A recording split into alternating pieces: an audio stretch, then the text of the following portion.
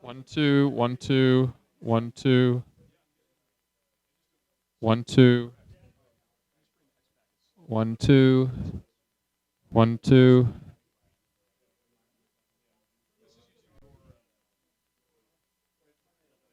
Hi everyone, could I have your attention, please?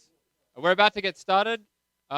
Hey, I just wanted to encourage you all to grab some more food and drink. If you need to get a bite before we get started, of course you can have it any time. But we're about to get going. Just doing an AV test with our streaming audience online, just to see whether or not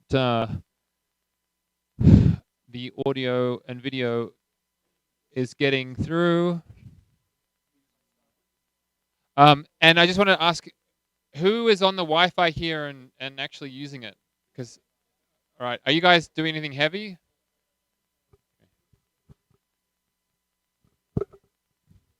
Oh, there we go.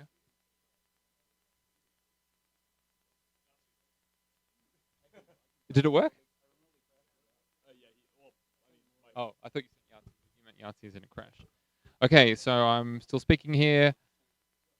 Oh, I think it's more or less working. Why is this saying that there's no internet connection?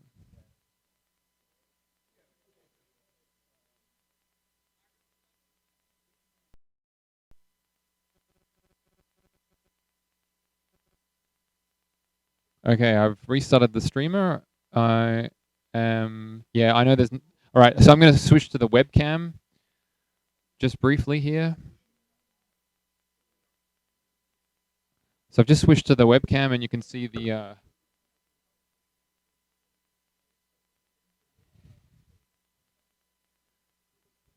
1 2 1 2 testing 1 2 3 1 2 3 1 2 3.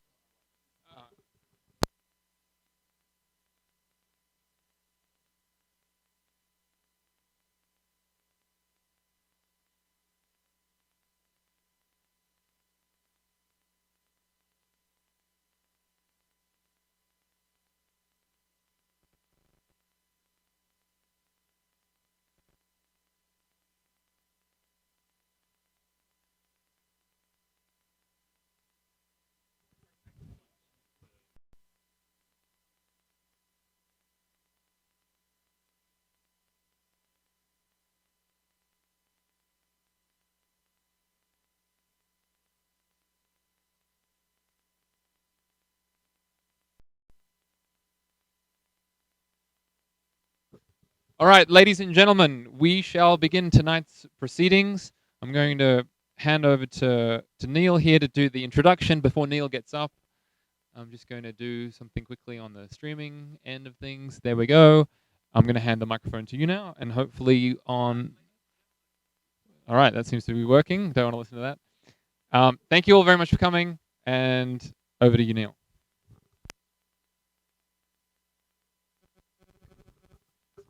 Good evening, everyone. My name is Neil Pandia. Thank you all very much for coming tonight. I would like to welcome you all to the 18th Cyberspectrum Meetup.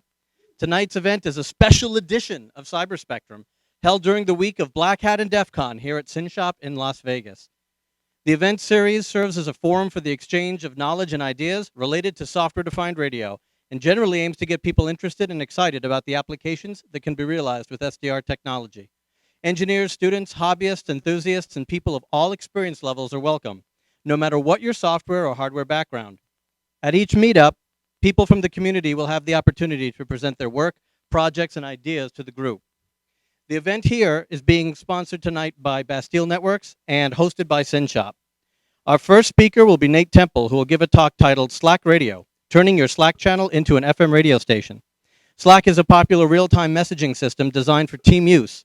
Nate will demonstrate a small application built around GNU Radio and the Slack API that turns your Slack channel into a radio station for your home or office.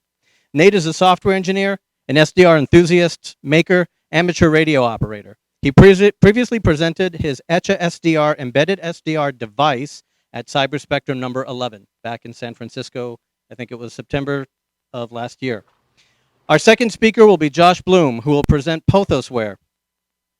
Oh. Should I keep going? You want me to start over?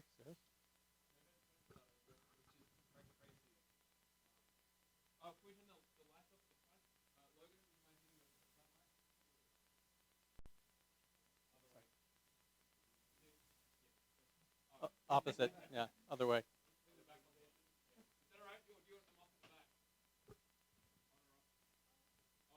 Ah. Oh, geez. Actually, can you leave it on for a minute so I can? Logan, if you don't mind, can you leave it on for? Really?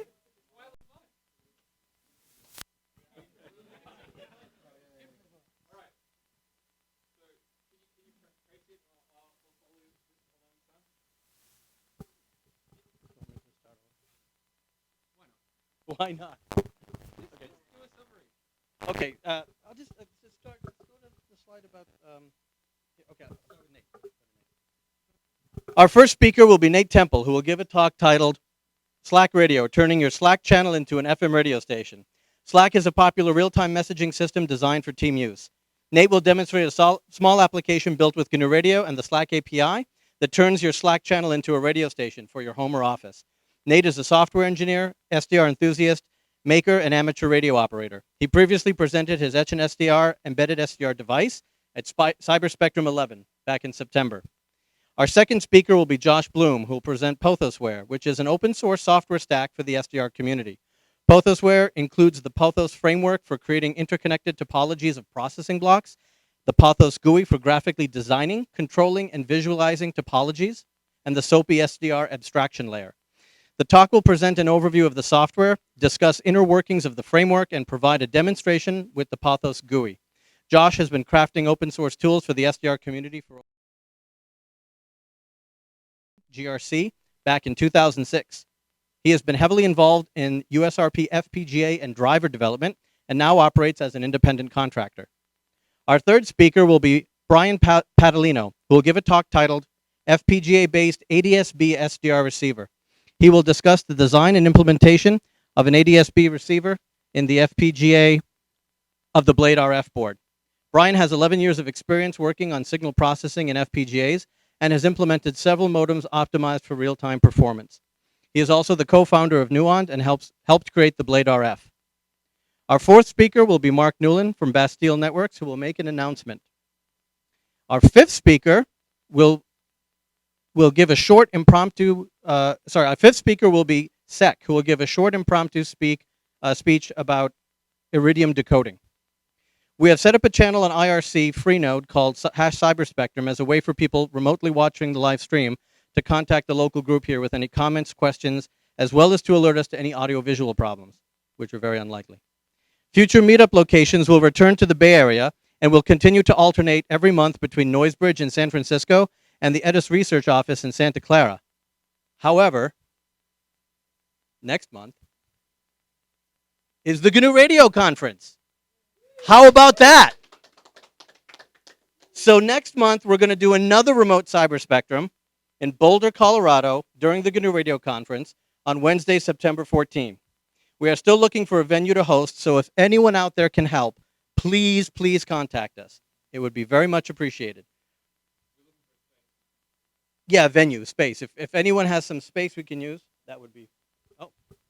So yeah, we're looking for space similar to SynShop. SynShop has been really, really kind and let us all venture down and use their space. They've donated the space to us this evening, so thank you very much to SynShop. And we're looking for somebody who would kindly host us during the week of the 12th to the 16th. Probably, no, I don't think Wednesday's good. So I think it's Thursday, some other day aside from that time. But if you'd like to get in touch with us, then please do. Okay.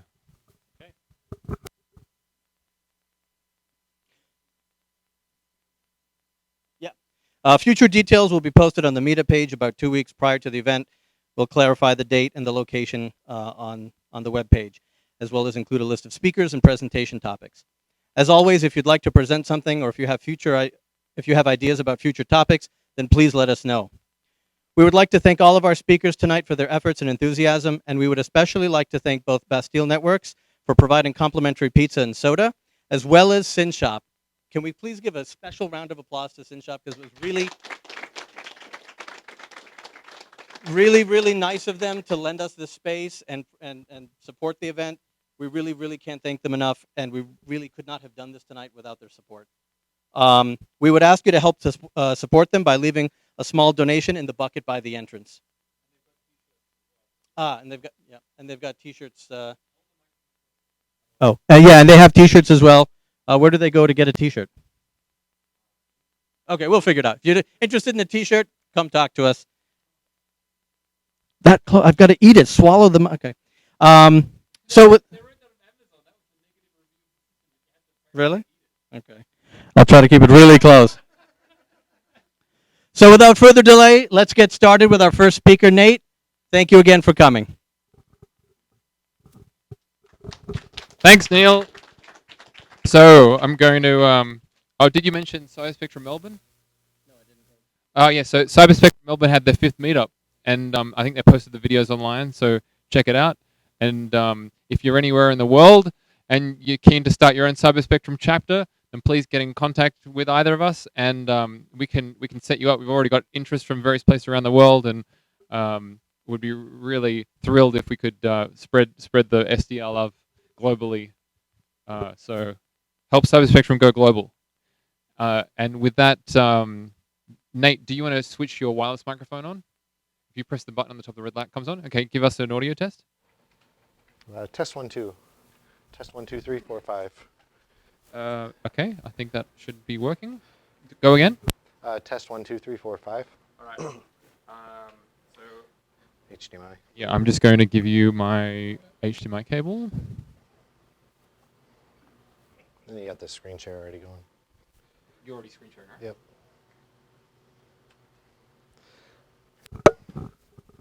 So now we're just going to flick over here.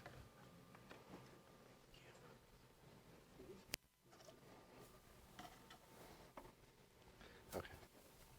See that? Sorry.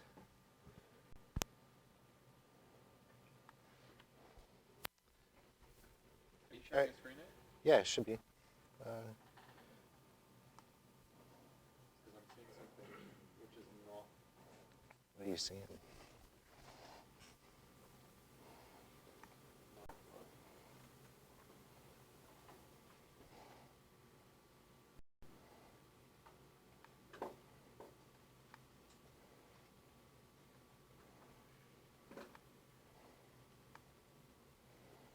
No, the webcam on your IBM seems to be streaming. It's the only thing I can think of. Is that possible? No. Okay, now it's working. Good.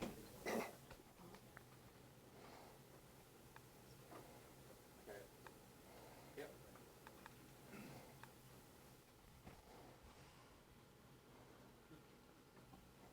Where'd my mouse go?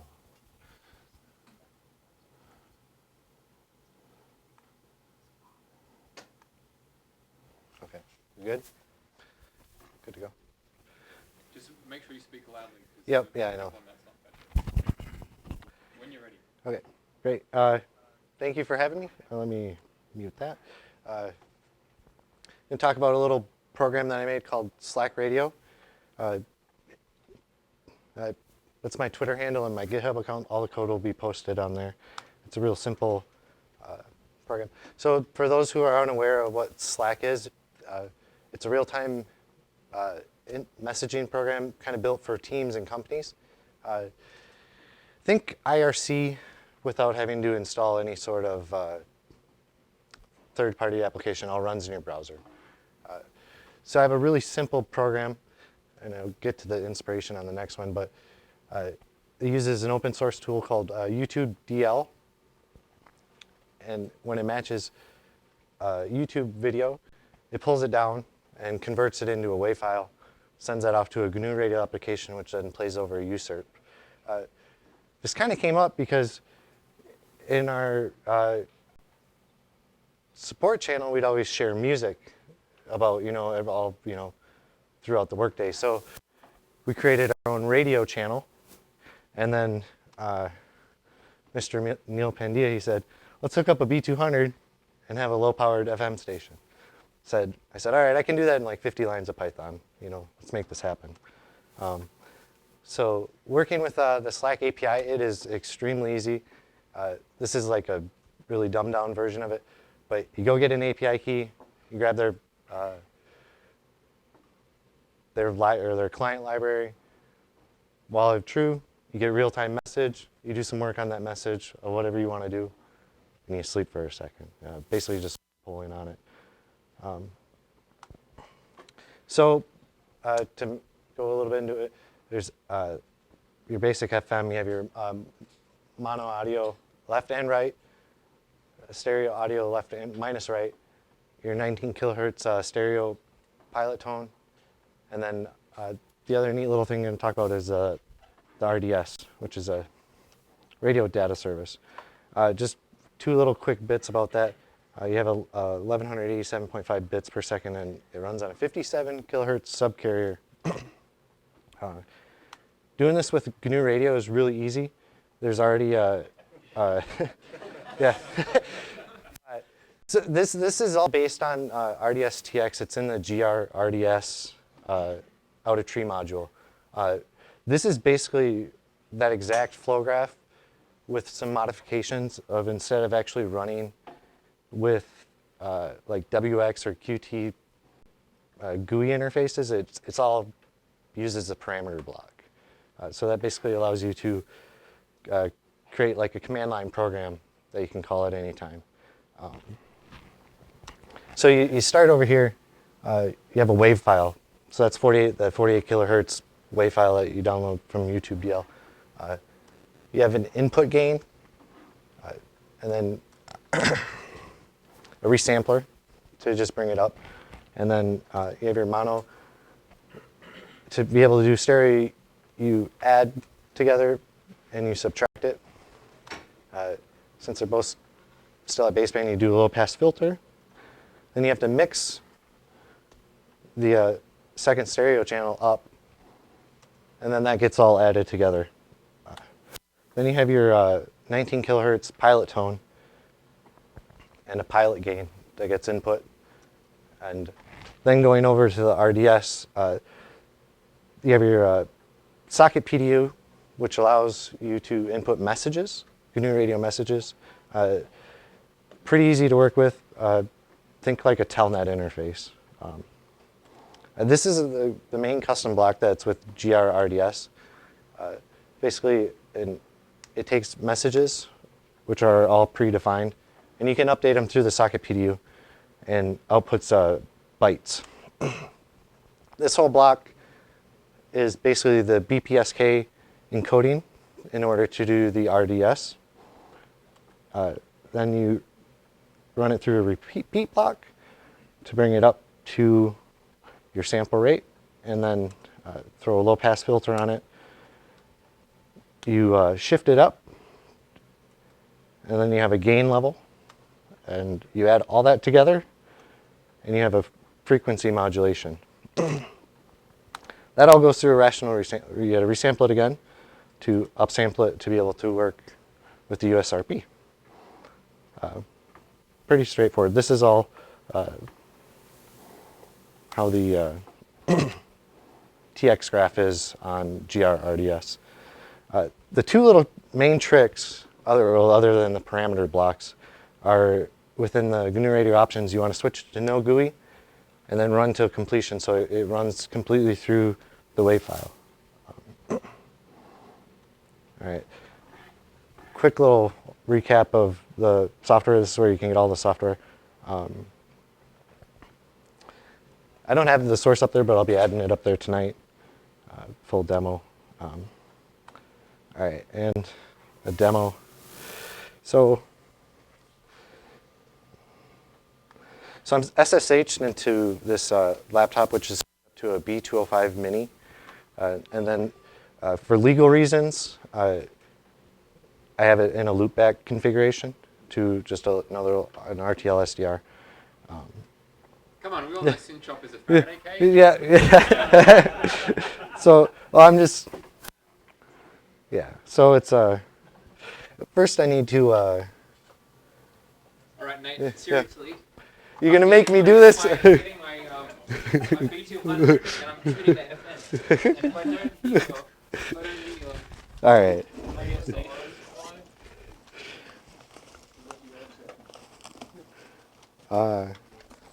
We need to. I need an antenna over here.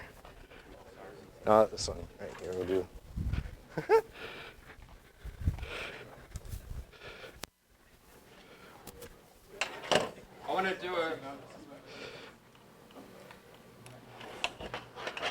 I want to do a quick shout out to Shandor, who you might have seen speak last time about LTE at Cyberspectrum. He also is actually really savvy with CAD tools. I think he pretty much taught himself, and I want to put props out to him for making this really neat little B200 mini case. And you might see more of these at the GNU Radio conference too. And at some point we might put those designs up on the internet. Huh? Oh, you can't see it? There you go. How about that?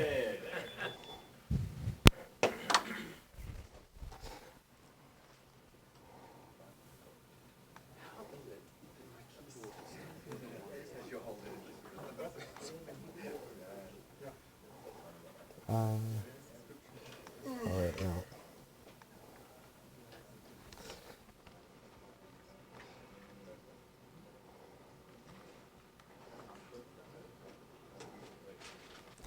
All right.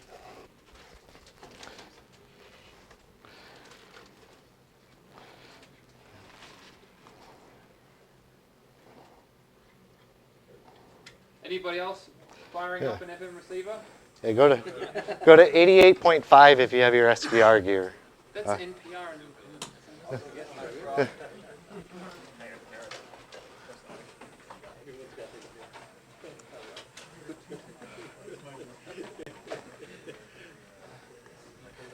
We're just laughing about the fact it's actually quite remarkable that I said everyone get out your gear, and literally everyone in the audience is pulling out their SDR. I think that's absolutely wonderful.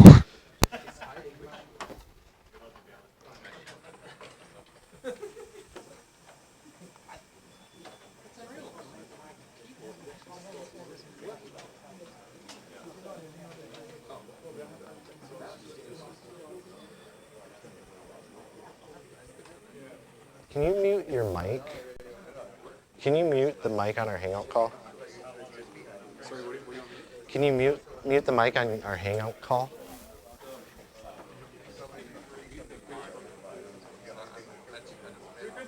Yeah. 88.5.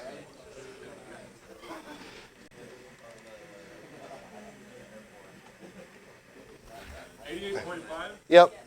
Is your gain up? Yeah, it's 70. What do you think? 70? 75, 80? 80? If you have RDS, you got to spin up RDS too.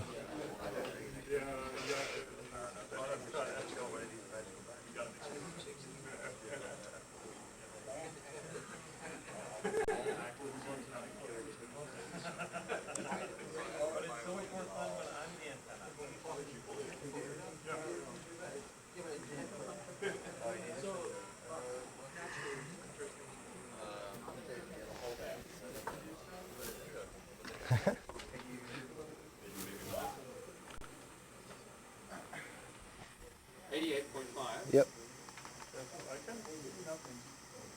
Oh yeah, I haven't played it yet.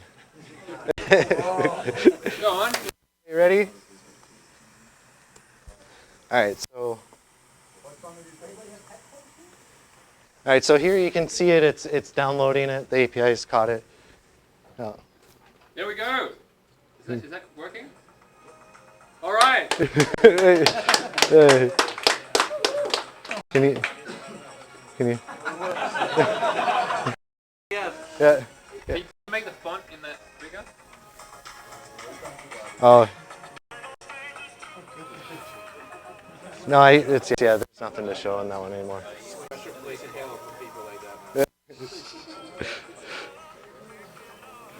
All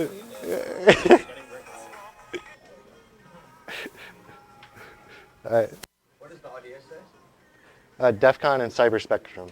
I don't know if there's a...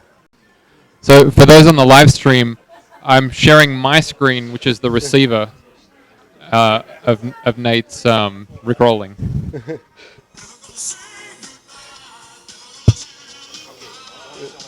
Yeah.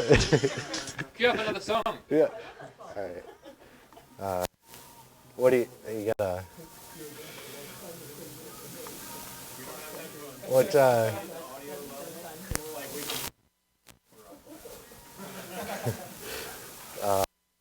Name a song. Backstreet in life.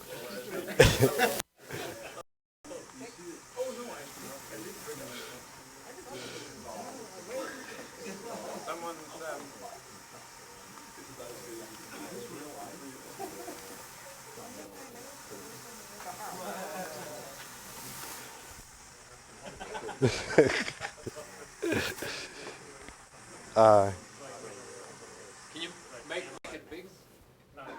I can't. Font size big there? Mine is bigger. Just use Apple Plus. Apple Plus. Germans always go and do that. I'm not sure I can get away with brown.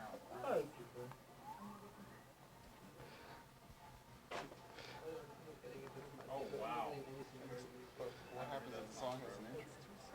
Yeah, it has like a long intro or something. I don't know. Yeah, it's Another song. That's a.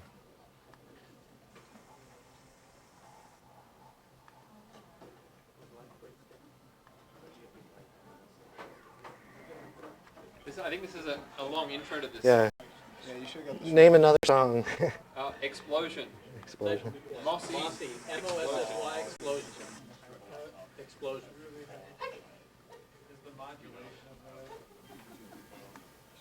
No, the second one down. Fine. What happens when you put two videos in the channel? What? You don't do that. There is a collision with them.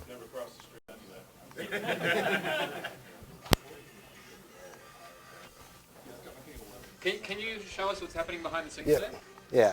Yeah. So there's a, you see right there, it matches the regex, and it's off screen, but then it downloads and then it's, hey, it won't let me. Use the scroll bar on the.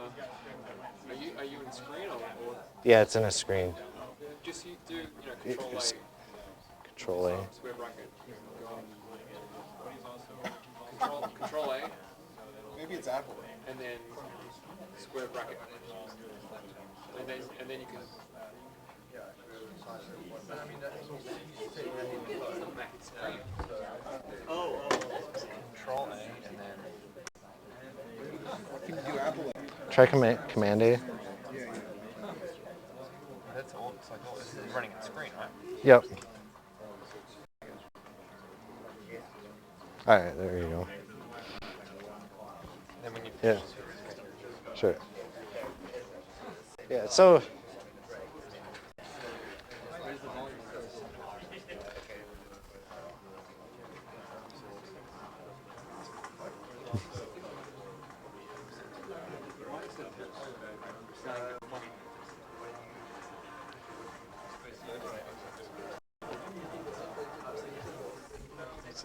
Sound good?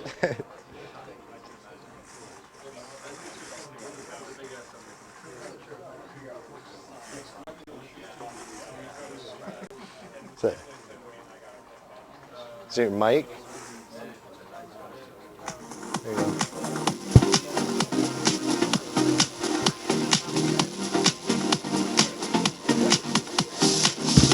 So Nate, do you want to tell us what we're seeing here? Yeah. So this is Yep.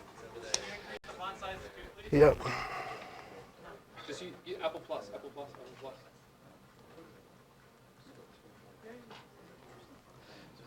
So basically, it regexed a YouTube link.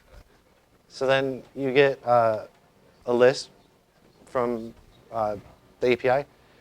You strip out the YouTube code, and then you download that with the YouTube DL. And within YouTube DL, it's a pretty powerful program. You can convert it to a WAV file, and it will 48 kilohertz WAV file, and then there you go. Feed that into GNU Radio. Let me. There.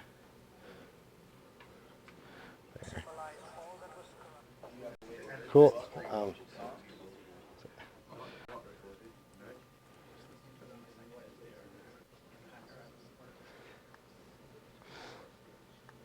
So yeah, that's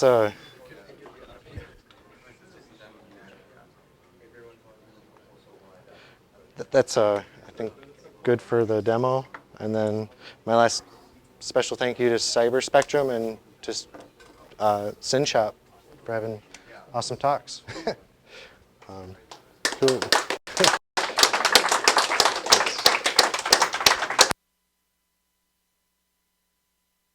Cool. Thank you, Nate. Do we have any questions from the internet or from the audience? We got a question right here. Hi, good day. Stanford Mings from the Virgin Islands. Are you considering in the future, have you considered going like text to audio so that whatever is coming in over Slack will be broadcasted via radio?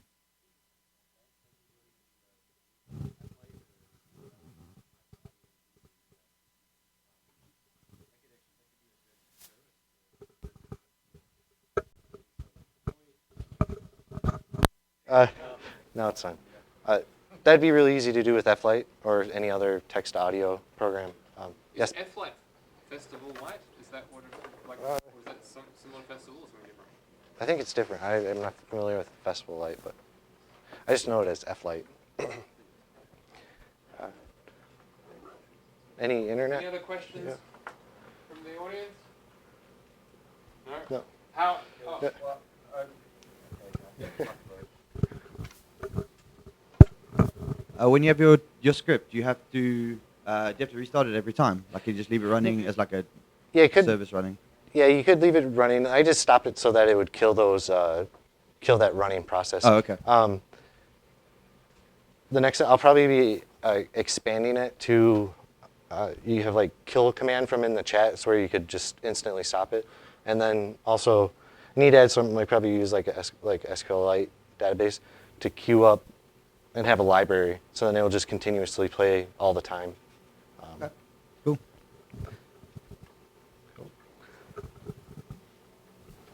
Cool.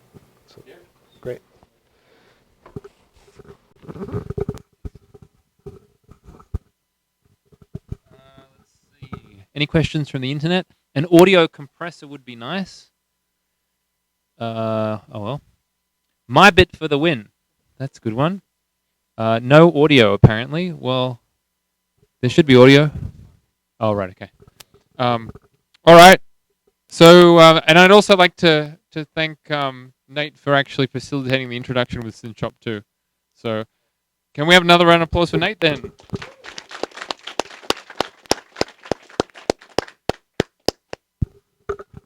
All right. So what you just had? What have you got there in your hand?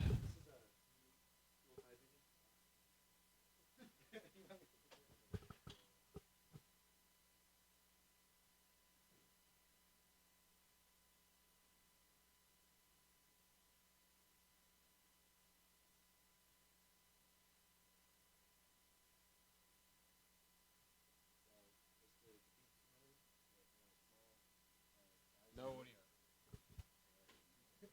Here, just use this. It's a USRP B205 mini industrial version. It's basically like a B200. It has the 150 gate FPGA and the 9364 analog devices chiplet transceiver, and it has a frequency range of 70 megahertz, 6 gigahertz, up to 56 megahertz of bandwidth. 12-bit ADC, 12-bit DAC, USB 3, great little form factor. Yeah, that's pretty much it. Oh, great. Okay, thanks, Nate. And also, Gareth on IRC says Nate is also one of the most caring and sharing folks on IRC. Just saying. Oh, isn't that nice? And then somebody said, very true. Oh, that was you. All right, thanks, Nate. So let's head on to our next speaker then. Um,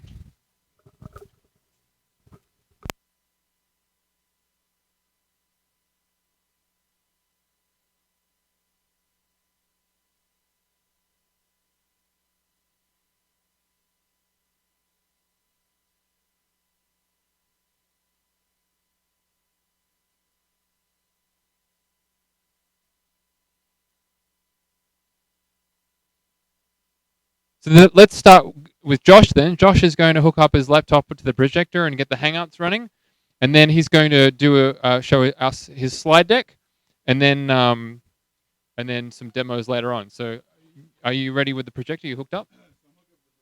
It says HDMI no signal, so let's change the VGA 2.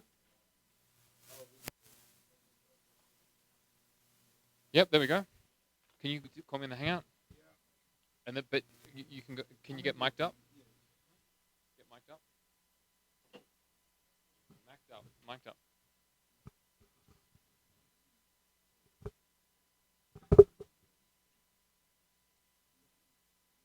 Oh.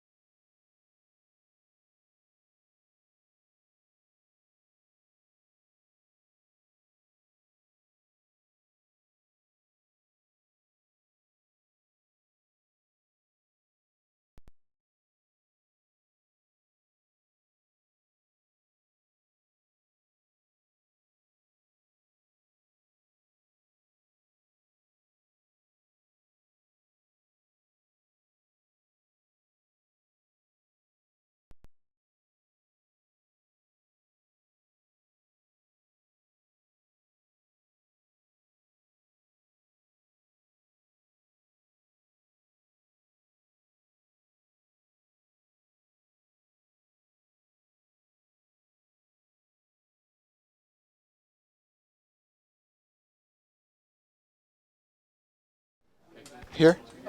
Oh, you're sharing the wrong screen. You're sharing.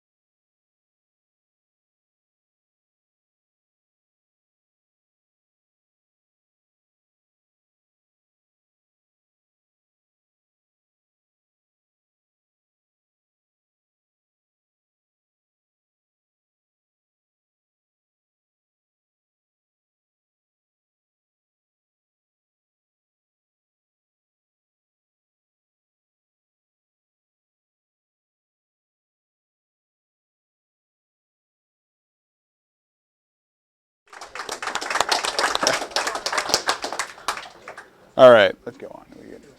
All right, so I've been doing this SDR stuff for a while now. Back in 2006, I started GNU Radio Companion at the JHU Software Radio Prototyping Laboratory, which probably means this year is GRC's 10-year anniversary, so go GRC.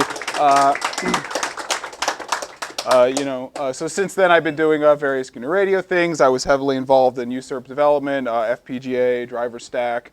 I'm an independent contractor now, and on the side I also produce this software stack that aids in my work, and I'd like to share that with you today.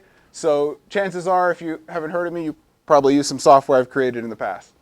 So without further ado, there's the Pothos software stack, and basically what this is we've got a framework for creating interconnected topologies of blocks, and accompanying that is a complete GUI for connecting blocks and designing topologies and visualizing them with plotters and widgets. On the SDR side of things, I've created this SDR abstraction library called SOAP-SDR, and it's got pretty good following now. A lot of support modules, a lot of language bindings, so check it out. And one more major effort here is I put together binaries, for like Linux and Mac and a lot of stuff in this stack. But one thing I do is I have a Windows installer, and I started off just putting, my software up here. But I ended up really expanding it since then. So there's the Pothos SDR Windows installer, and we've got like a complete GNU Radio stack in there. We've got GRRDS, which we just used today, and other graphical apps like Cubic SDR and GQRX are in there too. So that's really great. So I'd like to go in and just sort of dive into the framework and just talk a little bit about like what you do when you sort of create a framework from scratch and what sort of assumptions you make. So I guess it's been impressed upon us that it's a useful idea to create blocks and connect them and sort of abstract away problems into interconnected topologies of blocks. I guess that's a useful thing. So assuming that, we're going forward, and I've created this framework. It's available under a permissive license, so it's friendly to use with lots of open source software out there as well as commercial use. Everything in this framework is very modular, plugin based, and that lets us dynamically extend it, and I'll get more into that later. Everything is C++11, which is really great. C++11 is out now. It's in all the compilers, so I went ahead and made use of variadic templates and moves and meta programming. So even if you never touch that using this framework, we benefited from the fact that it was there. And you can use the auto. So if anyone has to code C++, you can use auto, which is really great. What is auto? Auto. I mean, so if you ever write C++, you can start writing code here, and you can go all the way to the end, and you end up making these huge variable declaration stuff. So with C++, just like Python, you don't have to really specify what the data type is. You just say auto. And we'll go through some demos and show that off. So. Yeah, so along with this framework, we basically have, all the blocks we make are accessible through the GUI. We can make topologies. Another interesting thing is that we have this we did a good job sort of making everything like generically accessible. And what you can basically do is have topologies of blocks that stretch across network boundaries. And we'll also show that in the demo. So, I can have a design where I have a block, and I'm looking right at it, and another block which is actually just an RPC object on the server, and we connect them together, and the topology says, well, you're not on the same thing, and it inserts network blocks and connects it up, and it all sort of works legit like that. And along with this, we have, I call them toolkits, but they're essentially different components that have widgets and plotters for the GUI, and we have various blocks, general purpose blocks, there's communication blocks, certainly wrapping SDR, wrapping audio, sources and syncs. There's a good demo for working with DMA type allocations with OpenCL. And of course, we also have wrappers for GNU Radio. So we can pull GNU Radio blocks into this as well. And there's pretty good language bindings that come along with this. I've only done Python so far, but it's very complete in that you can write blocks in Python, but you can also access the whole framework actually through Python and connecting blocks and instantiating them and doing all this, and it looks Pythonic. So basically, I'm going to dive in and just talk about some of the things I had to do and what it sort of took to get started and thinking about framework design. So we'll go a bit through sort of the basics of the framework, some block design features, a little bit of the advanced stuff and how we sort of work with data types and did the networking stuff I mentioned. So And if you'd like to kind of go along with this, I have a wiki page called Scheduler Explain, and I took a lot of the images and concepts from that. What's up? I have a question from the internet, actually. Sure. Question from Gareth is, LuraRadio.io requires SOAP SDR. No, he wants the Mac port? Yeah. Who's doing, there was a guy volunteering to do the Mac port. It still doesn't quite build on Mac ports, issue 71, you're aware of that one. I mean, I don't know what's wrong with it. Builds on Homebrew. I don't know. What's the error? Post. So when we You get haven't even got into your presentation, you're already doing the All tech right. support. If there's something I can answer, he can post it to the mailing list, Okay. which will be on that last slide. All right, so pay attention to that, Gareth, thanks. Yeah, feel free to stop me and ask any questions if something interesting comes up, but maybe not tech support. So,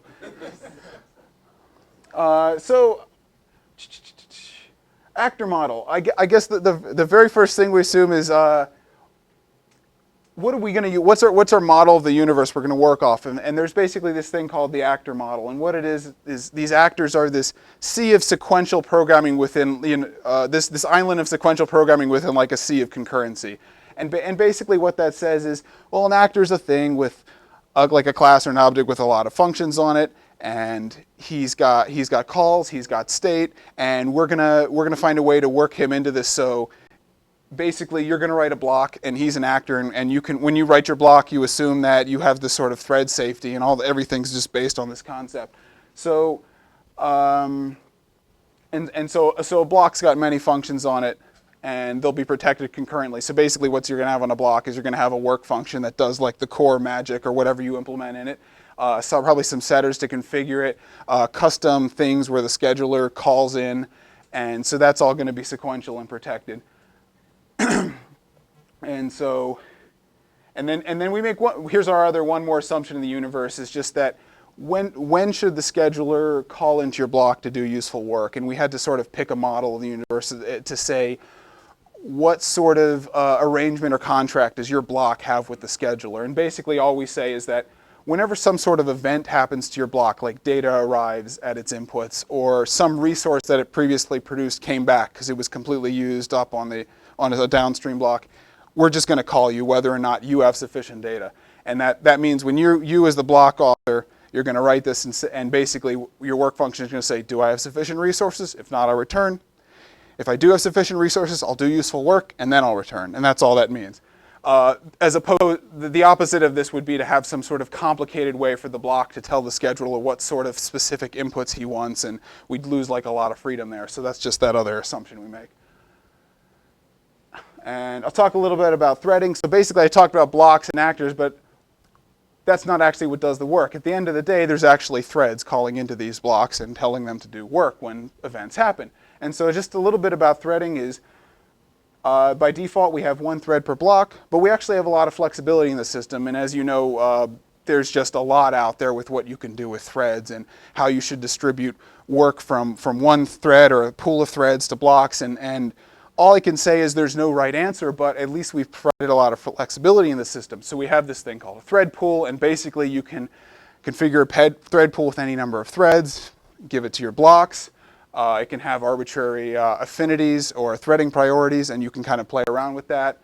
And the other neat thing you can play around with is there's this whole thing with spinning. So what do the threads do when they're idle? You know, what's this thread pool? He's going to go through and just see which blocks have data, which blocks had an event, and call into them.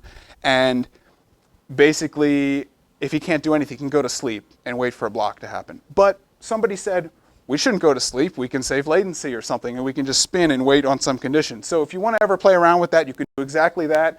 I assure you, at the expense of lots of heat, you can mess around with spin blocks and threads and spinning and stuff like that. You can actually get increased throughput through the system. Just sort of benchmarking, pushing messages. If you have a bunch of blocks and don't do any useful work, and you just want to see how messages can push through, spinning actually does improve throughput. So just sort of an interesting thing you can play with.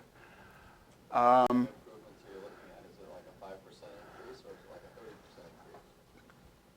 guess this is where there's way too many different sort of things you can say. So when I did this, I had a benchmark, and I just wanted to push messages through the system, not do anything useful. And you know, it was like just like an order of magnitude, I guess, just for like a small chain of blocks pushing it. So I can push up these benchmark strips and you can run it on your machine and actually switch between those two and just see what happens, just to be interesting. I have no benchmarks for this basically to show, but it's, yes, faster. If you do your job right when you make blocks, the idea is that the order of magnitude, like the work, actually is by order of magnitudes more than any of the stuff that has to happen in the scheduling. So in general, you don't worry about stuff like that, but if you want to, it's there. Sort of the way it is, right? And yeah, so I'll just share a little bit about, so I talked a lot about blocks and there's a sort of this vague thing, but what actually is a block? It's essentially a class you write that inherits from a block interface, and it has ports, input and output ports. It has configurable calls. It has hooks that the framework is going to call into, which includes like allocating, obviously actually work, and there's things you can do, like when the topology becomes active or deactive, you can do certain stuff in the block. So let me get water.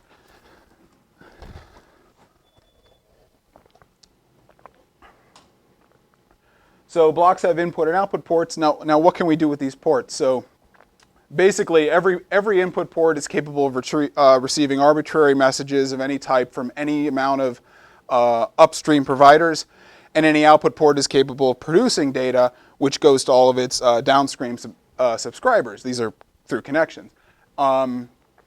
Besides the messages, we also have a stream abstraction, and this is also where SDR and DSP comes in. Is that we want to make sort of a continuous streaming abstraction work on top of buffers. So instead of working with, like, let's say messages or events, you can sort of read some chunk of memory and operate on him and write to some chunk of memory and push him downstream, and then you can continue to have this flow and you get this streaming abstraction. And then along with streams, we have also an ability to decorate streams with labels, and these are basically messages that are associated with a relative position of the stream. So it's possible for a block to say, oh, some event happened to this specific portion of this buffer, to tell another downstream block that might be looking for it. Or it could be some sort of indication for a block to change a setting. So we have that. And then one more really cool thing we also build on top of ports is signals and slots. So if you're thinking of Qt, it's basically exactly that, is that we have a way to build control flow also using ports. So any output port can be a signal and can be connected to downstream ports through the exact same mechanisms, connections and ports, to emit settings. So when I can write a block and I can say emit signal, give it the name of my port and any number of arguments, and those arguments will go and fall into any connected downstream slot. So I could have a block, and the slot is just an input port, and he could have a call. So instead of the data sort of showing up at the doorstep of a port, all the args passed down just end up in the handler. So this is a way for an upstream block to actually apply settings to a downstream block, for example, or to say that a change happened. And these get heavily used also within the graphical widgets, which I'll show later with the GUI. And because they're all connections and built on top of ports, anything that the signals and slots do, they can essentially just connect to any other regular ports and become messages and go back and forth. So it's fairly complete like that. Yeah, so I'll talk more about the streaming abstraction. So we basically, on top of this system of queues and messages, we have a way to work with streams for DSP style stuff. So how do we build up a stream? Well, basically we have queues and buffers and allocators. So what I've shown here is there's a producer, and every producer is basically sitting on an output port, and he has something called a buffer manager. And this buffer manager is nothing more than a queue that's responsible for allocating buffers. And the worker basically sits over here. He has some amount of data to produce. He grabs the buffer, writes into it, and then sends it downstream. Every consumer, these are basically input ports, has something called a buffer accumulator. He's also just a glorified queue, except we can do interesting things like multiple buffers ended up downstream and we didn't read them yet, but they're contiguous. Well, we should actually give the block this entire larger contiguous chunk. We have special allocators to do circularly mapped buffers, so he does some smarts to support that as well. Basically just a queue. And of course, when all these downstream consumers are done with their buffers and all the references are gone, we have this, you can't quite see the arrow here, but he comes right back. So the very last guy to be holding the buffer swings back up into the, I tried. Well, just temporarily for the purpose of this line. Yeah, it's a line. it's a line. There you go. I think it was down further. No. All right. Yeah, so you got me. So the interesting thing here, are we good?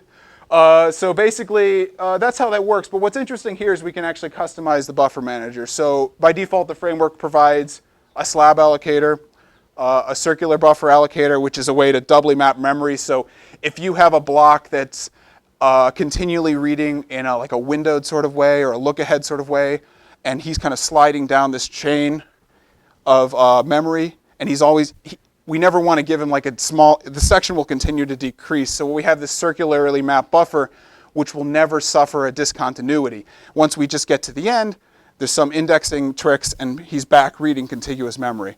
So that's what that is. But you can also customize these to support DMA.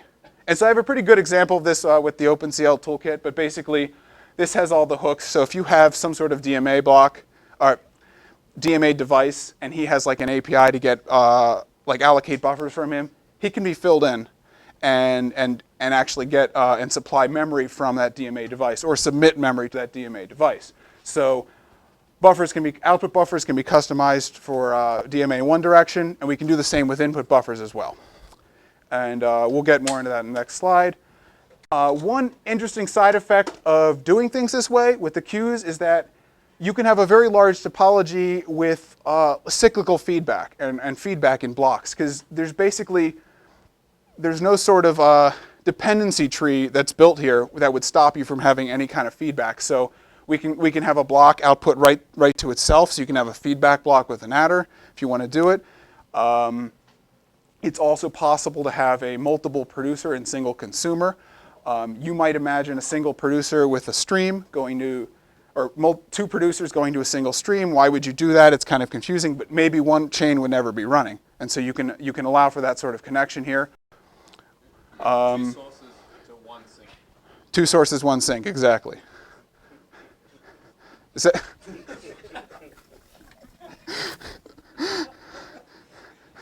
yeah. You can, and yeah, you can have three.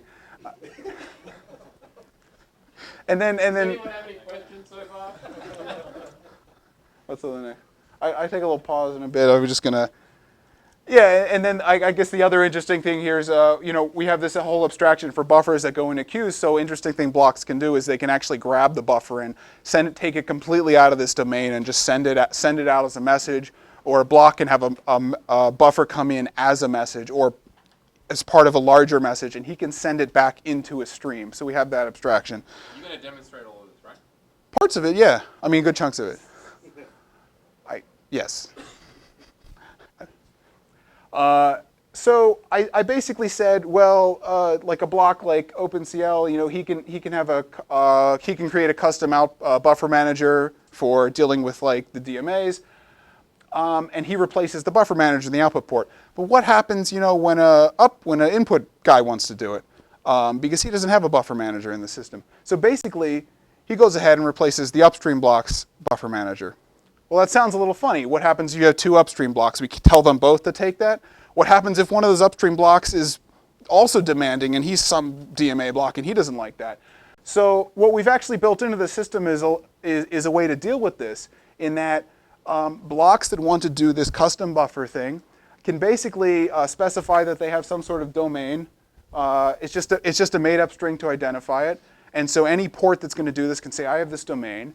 The hooks for creating buffer managers basically get information like what domain they're being connected to, and that function that you write that supplies that manager basically says, oh, I can deal with this domain, or I can't, and it can throw, or it can just abdicate and say, nope. And essentially what the topology is going to do is try its best to make this happen. So if you come up with something like you've got some DMA source and he's in his own domain, And we take OpenCL again, and he's demanding of his buffers. And here's a regular block, and he doesn't really care. If you try to connect that, the topology will also say, well, I can't do that. And he'll just put a copy in.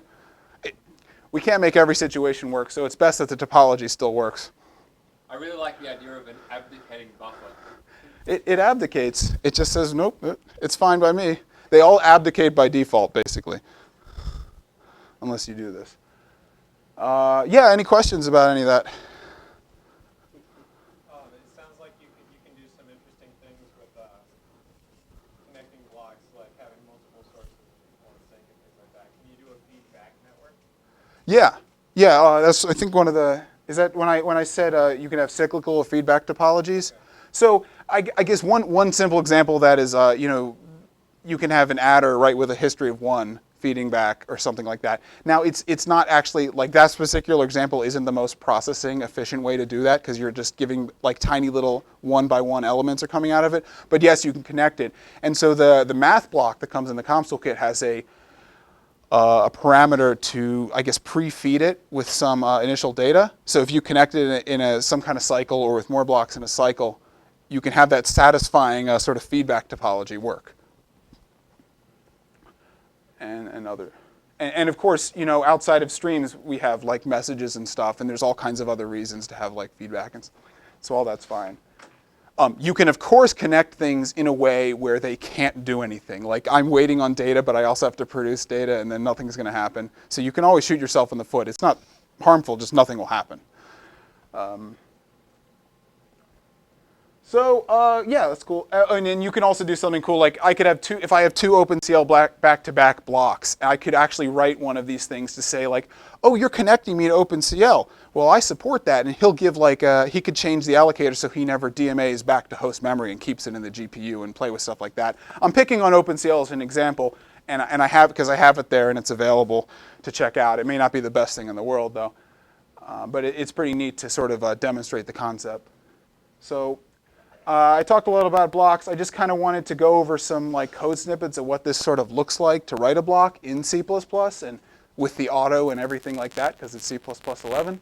So here's just a simple cut down example. I wrote a block and threw in a few functions into these little yellow blocks here. So we have a constructor, and he's going to be a block that accepts a stream of floats. And I said set up input port 0. I said floats, and he's going to produce a message or something on some output ports. I made an output port XYZ. Ports can be named or indexed, whatever you'd like. And then I have this thing called register call. So every sort of call I want to access into this block is registered into it, so he knows all the calls by names. And this is actually how the slots work, and this is actually how we can talk to this block in a very generic way, because he knows all of the calls on him. This is actually how the GUI is going to say, oh, you have calls, and make them on this block. So those get registered along with it. And then we have one more thing called register signal, and we give it a name, and that's going to let us create a port basically called value changed. And whenever we emit a signal, it'll go to all the downstream slots as well. Who's used signals and slots in Qt? Or heard of it, for that matter. It's a rising edge thing, right? this is happening. What should I say? It's an event. Yeah, so it's just this abstraction with Qt widgets. So basically, like, let's say you dragged a slider, Qt would do this thing called emitting a signal with some argument like the value of the slider, and that's connected to another widget, let's say, which has a function called handle like value, right? And so you connected it, and they have the same type, same like data types, and so whenever you actually drag the slider, that function gets called, and there's a lot of things similar with Qt in terms of that. So yeah. So it looks just like Qt. So it's a very useful way to do control. So when I demonstrate the GUI, you'll see how we set these things up. and here's a little factory function as well. Just he makes a block, nothing special there.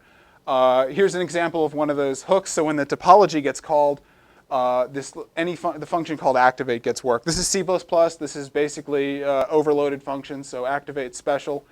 We could do something like emit the value 0. Maybe we're just initializing something downstream. Reset some state. Any given block could be brought up, activated, deactivated. You can run the topology any number of times. This is a pretty good place to sort of reset things if you need to. Work. Here we're going to deal with some buffers. So work. We get an input port. We access it via its index. We can get a hold of his buffer. We can ask him how many elements are in that buffer. Presumably do something useful, like we could, let's say this block, he'll calculate the RMS or something. It's not all shown. And then when we're done with that buffer, we've read everything we care about of it, we call consume. And basically, if we're the last guy who's consumed that buffer, it's going to dereference when this thing's done and return to whoever sent it to us. And so maybe we decided that we read the RMS and some value changed. It was important. We can go ahead and call emit signal to anything downstream. Just let the downstream guy know our state changed. Maybe this was a buffer of interest for some reason. So here's an example. You can take that whole buffer, and I can just post him as a message. Any guy connected to our XYZ port won't get this as a stream. He'll actually get a message that has this buffer object in it. Not so interesting, mode and set mode calls. Register block into plugin tree. So this is actually where the block gets into the system. We have a static block registry. We gave it a path, and we gave it our function pointer right here to the factory. And basically, this guy's compiled into a little module. He gets loaded. Upon static initialization, boom, this block is available in the plugin tree under that path. And I guess the reason we had to have this little factory is a little C++ hiccup. You can't get function pointers to constructors. You can't. It's annoying. And sort of outside of this thing, you have instantiate a block, and that's just an example of what this would look like. Is you call registry make, give it the path, some number of arguments. Again, we have, and this is code that has no idea that anything about this header file is completely outside of it. He has no definition of the block, so we call in this opaque way. We call block, and we have a function, call void. It calls, the first thing is the name of the function, and any parameters we pass into it, and he's initialized him and set his mode. And if you want to look at more examples, we have like whole block toolkits that come with this. And then one more little thing. So when you write a block, I came up with this, essentially this comment markup. This is just a comment block.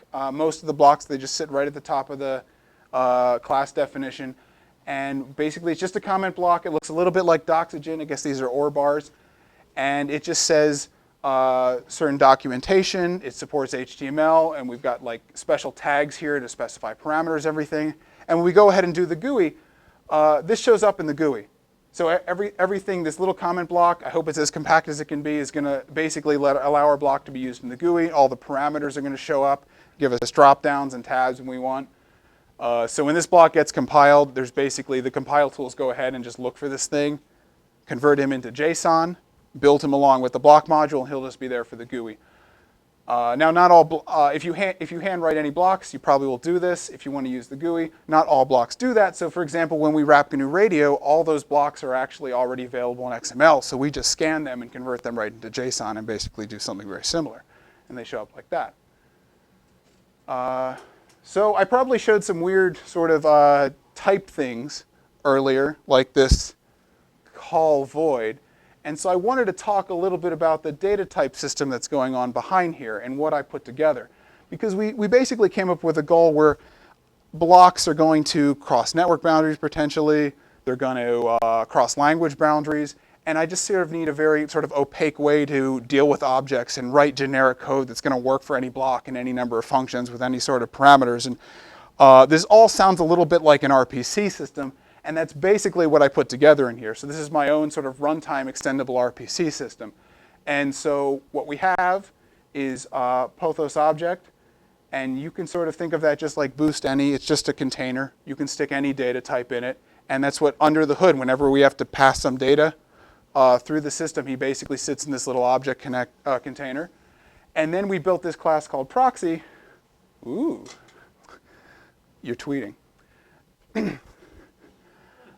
And then we built this class called proxy, and that's actually what we've been making all these calls on. So this is just a generic abstraction that holds some sort of object in it and allows us to make calls and access fields. And it's fairly complete. So we can not just make calls, but we can call classes and get access fields and make another class and pass it in as another argument, all without actually having any sort of definition of what the implementation class looked like no header file or anything like that. So, if you've ever looked at python.h or jni.h, it's sort of a similar idea. There's like a pi object or a j object, and there's like a bunch of functions to sort of call into them without actually, having any sort of specificness about it.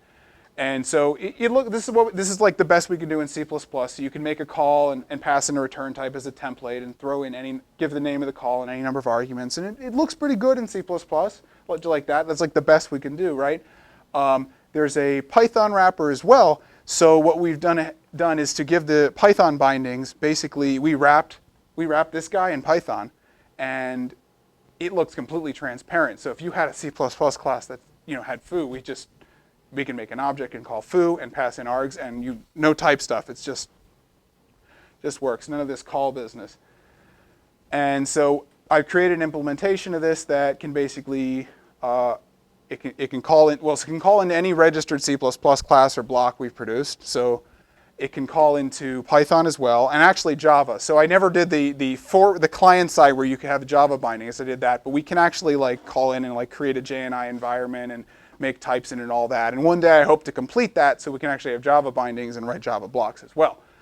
And the other piece of this is also remote access. So we've came up with this generic API to talk to objects.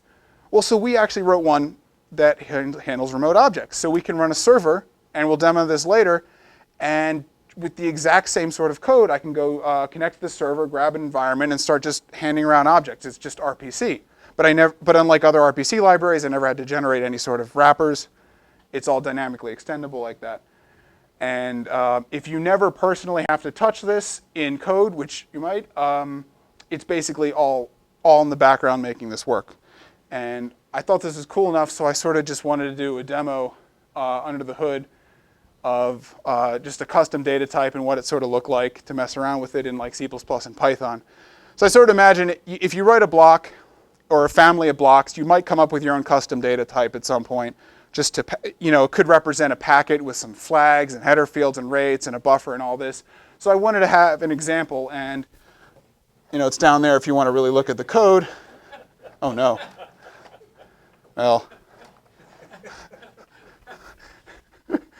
Yeah, so basically I came up with a set of sources and sinks that just produce and consume this custom data type. Are you going to fix it for me? For this slide. No, we can't see the top.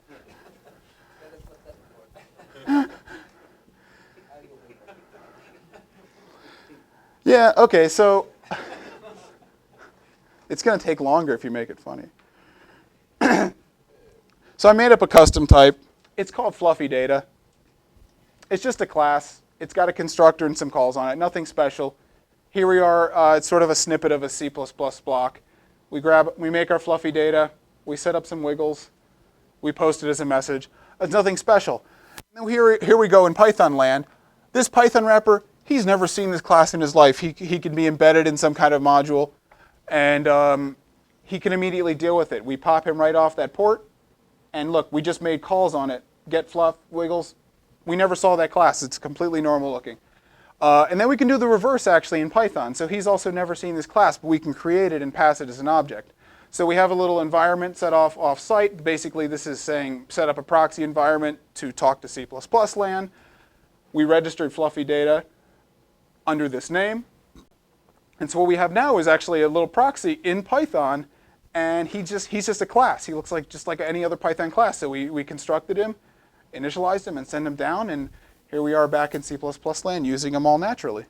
They have nothing to do with one another. They don't even know about it. It's just off-site of this, if you go find the file, there's a little snippet for each function in here that registers it into the plugin tree. It's a very slick piece of code, honestly. And also, it's also a demo that does remote access. So there's also a little snippet that has a serialization. So if this were to cross a network boundary, those are serialization hooks it can call as well, which I can show. So I guess the point is this is a generic enough and cool enough API that even if you weren't using any of the other framework stuff, I think you might find a purpose for it. It's pretty neat. One more sort of demo just to drive it home. I wanted to do the same thing, but make a type in Python and then make some C++ blocks that have never seen that in their life and deal with it. So here's our type. It's called spiky data, and we stuck it in a module called demo module. So Here we are on C++. Again, the environment was initialized to Python. Same thing, just not shown on site. We grabbed a hold of our demo module that's in our import path. We have a demo module, so we get a field on him called spiky data, just like the dot operator in Python. And so that's our class, and now we can construct him, and we can set a field on him and post him as a message. And then back over in Python land, just like it never happened, we have our data and we make our calls on it. So in here we have in Python producing it, just like you'd expect. And then over in C++, a little bit different here. We pop off our message. He's that object type I referenced before. He has no idea what to do with them. So this is basically a little cast. He gets them as the proxy object, and now he can make the calls on them that were in Python. And that just works. So I guess if you're used to using things like Swig, where you have to create an interface wrapper and that gets compiled and you link it in and all that kind of stuff, this essentially means you don't have to deal with Swig anymore. That's really cool. You add those little directives in if you're creating the C++ land block. Right. Tell it the hooks. But Python is completely introspective. Yes, it's completely introspective of our C++ classes, So essentially. you're basically adding introspection to C++ and then allowing that to be independent of the language. Yeah, so I added introspection to C++. I needed a new language feature, I guess, to make this work, sort of. You can think of it that way. I think it's pretty slick. That's why I showed it off. So in the Swig use case, you'd probably be seeing this. You'd have a custom data type, and you might not write a lot of blocks in Python, but maybe you like to do some testing, so you can just use them. And if somebody really loved all these features and they hated the rest of your framework and the rest of Pothos, they could just pull this out. they could pull this out. That's pretty. Now we're all about the plugins and the generality, and you'll see this come in place when we run the GUI. I mean that's how we build on top of everything. I was going to take a break about now. I had one more little slide just to sort of show off the remote stuff, but maybe we could run on a server, Pothos util proxy server, and now I can make in C++. I could do it in Python, but I can connect to him, basically, given that URI, and I can go make remote objects on him. And talk to them using the same thing. And this is honestly, here I can go ahead, get the remote class, I can instantiate him, I can set calls on him, and basically what happens, this is a remote object, so when I start making calls on him, he's actually serializing these things. So I sent the string yippee there. That just has some default serialization that came with it, and he's sending them right over the wire. And when I do these prints called get int and get a standard string, and he's casting, that's actually all doing serialization and bringing those over the wire automatically, all transparently behind the scenes. And I can sort of ping pong back and forth here. I can actually get that whole class serialized back here locally by, I can call convert, and he'll basically end up serializing him, returning me a data. That's as fluffy data. That's my, if I have my header definition, I can do that. And here's another, and I can also send him back to the remote host. And one more example is, suppose I didn't have my header definition, I can basically do the same thing I just did here, where I can't get him as a fluffy data where I converted him, but I can say to object, and I'll get that Pothos object again, holding the fluffy data, but I can't cast him because I don't have the header, if I didn't have the header anyway. And then I can go ahead and stick him back into a local proxy, which I made. That's that right here, make proxy. So now I have this wrapper with all these registered calls, and I never saw the header definition. I can go make the same calls on him again. So that's the remote. And that's it for now. So I was going to do a demo of the GUI after, I guess, a short break. So any questions about any of this?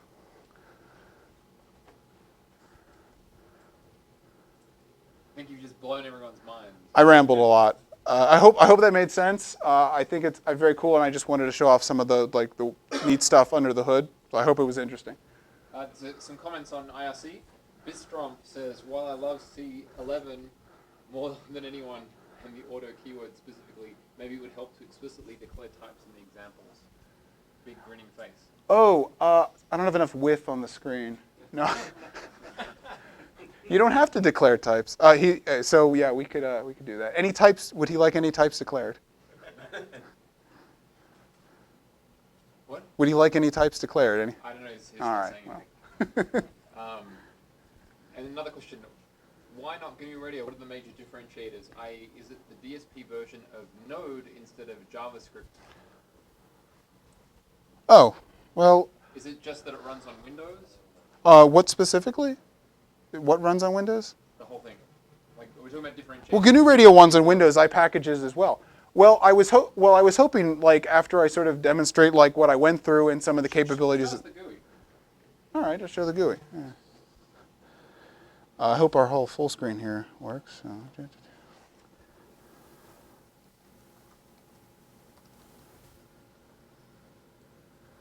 Oh my, nothing's connected.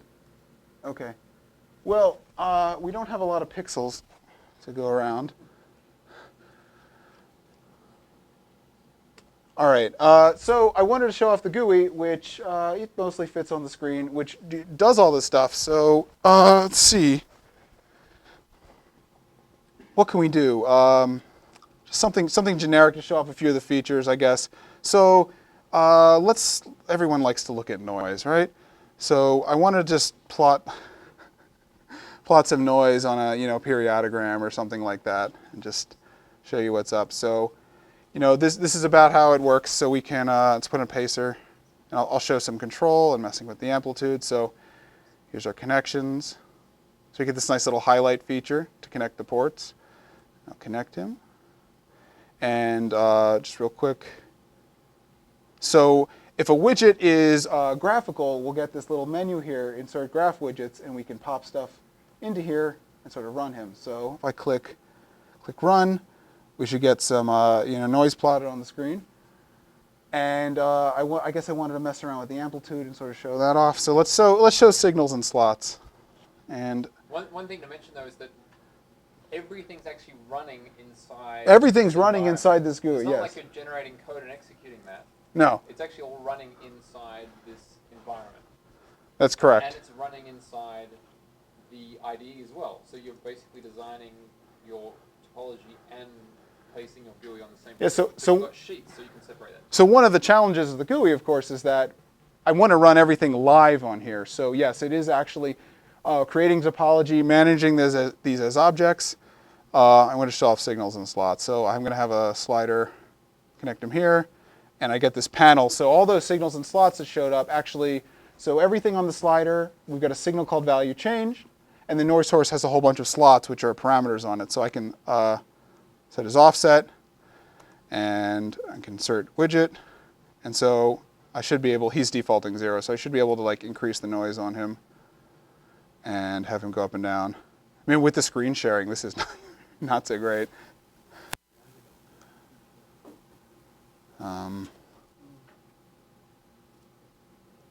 So get a chair in here. All right, so we pulled him off the screen. And so some things we can do here is, well, it's easy to crowd a page when you have this many pixels. So we can create a graph page called like blocks. We can go, see, graph widgets over to our blocks. Now we have more room here to, play around. And then over here on blocks, our blocks went there. And now if we got like a really complicated page, there was no room. So we can have more blocks. We can do something like this. So I'll move him to more blocks. And now I got a breaker inserted. So the graph is now actually split across multiple pages using these in and out breakers. And I'm sorry about it. It's not actually this sluggish, and hopefully your pixel experience varies. So Hangouts is not being very kind right now. And I guess we can do things like zoom and shit. So I said I wouldn't curse. The zooming is pretty cool. Yeah, and so I guess I could show. I hope this fits in the screen. Okay, so that kind of fits. So I can render the plot to Doxygen, so I just wanted to show another thing. This whole time, we can see all the blocks that connected. So the slider, the source, the pacer, the trigger, and that plotter was actually 2 blocks internally. One guy that triggers the data and sends them forward, and the other guy that actually plots it. And now there's this rendered view. So one other thing that happened here is by default, all of those blocks that weren't graphical showed up in a different process. I call it the scratch process, because it's really easy to write blocks that crash, and we don't want to crash the GUI. So non-graphical blocks show up in the scratch process. So the GUI actually inserted a whole bunch of network blocks to make things work. So we have the slider, and he's not really connected directly. Without even noticing, he went into a network block that's actually forwarding that onto the scratch process. And same with the other GUI stuff. So we have the periodogram trigger over here. He's gone to a network block too. That's actually feeding this display. And so you can close him out. We can actually go ahead and we could throw some of the blocks into the GUI process. And he still should be running. Come on, pixels, you can do it. You can do that again. Show the rendered view. And now we only have the plotter still split across it. So all the other blocks moved over. So the slider is now directly connected to the noise source because we moved him and all his friends straight into the GUI. So that's the network stuff in action. Did I want to make your computer sing? Are you running the server? So, I should take any questions about the. All right. So I made this little graph called Audio Balance. It's already open, so I can go over to the Host Explorer, and I actually entered. This is the IP address of Balance Computer, and he's running the server. So I can click on it, and he'll query some stuff. So by server, though, what do you mean? In relation to the GUI and how that's all. So over on your end, Balance Computer, he's running the Pothos proxy server. So from the GUI, we can basically instantiate any object on his computer through Pothos, which includes blocks, and we can connect them and even run topologies. And so from the GUI's perspective, we're going to basically create his computer, create an affinity zone that describes like his computer and some other settings, and put blocks in there, and they'll just migrate to his computer. So actually, we're going to put an audio sync in his computer and make it ring. Is that what you were looking for? Yep. So I clicked on his computer, and there's this little Host Explorer. So I entered him earlier, so you can actually see his PC, bare, all his audio devices. He's got SOAP SDR installed. He's got the UHD and remote modules. Just click Run on him. And can you hear that? So it's a little annoying. And then I can move this audio block. Let's see. Over here, let's see what happens. Am I going to hear it? There we go. So now my computer's ringing, but the wave source is actually still on Balance Computer, so he's generating all the data. We can go and show that. Oh, that's the stats. Yeah, so go to the rendered view. So there we go. So there's our waveform source, audience. Yep, network blocks all the way. Thank you. But the thing is, that was completely transparent. That was complete. Did you even notice? And so yeah, so it's actually yeah. Oh yeah, I didn't show the affinities. So actually, what we did is we created a new affinity zone. We picked the host that was on it and gave it a color, and we can change the color. So if Balance more of an orange guy, he can have an orange block, or pink, whatever. So that's what.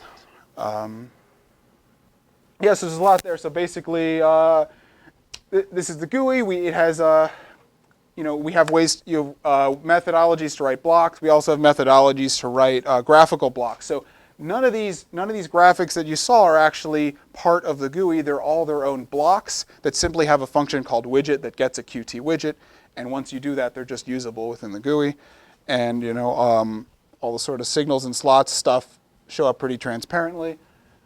And I got to say, it looks a lot better with more pixels. But the GUI's been quite an interesting challenge because we are trying to manage all these objects, and stuff I'm looking forward to is certainly improving what happens. So let's say we make a change to one of these parameters. He tries to reevaluate the block and check the connections, and it's really easy to come across a situation where you've crashed something and it tries its best to recover.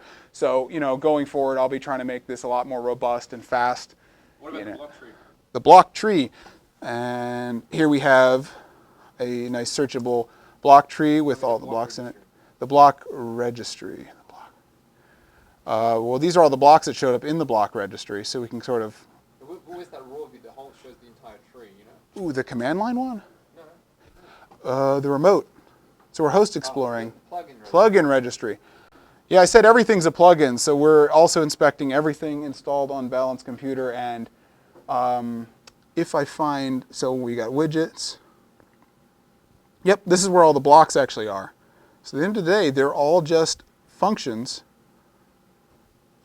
in this tree on your computer. And then there's all kinds of other stuff categorized in certain ways, like other classes we created and various conversions and stuff, because it's extensible. And there's all the plugins. So Balance likes to install to user local. No, that's not right. Is that yours? I guess it is. It's usually opt local. It's the default if you don't set the install prefix. All right. Hope I showed everything I showed there.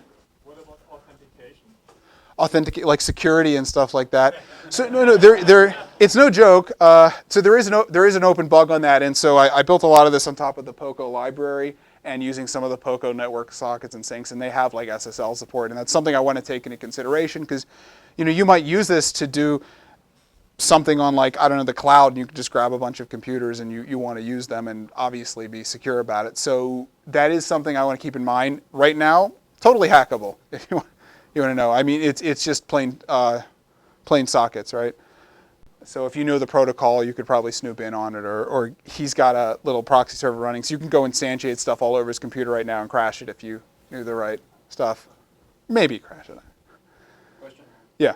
Why use POCO instead of Boost? What were your So I mean, I like Boost. There's a ton there. I guess there's a few reasons. One, I switched to C++11, so a ton of stuff in Boost didn't really mean anything to me anymore because I just C++11 has this, and they really improve STL and all that. So C++11 has threads. It was a big reason I used Boost. Function pointers in C++11.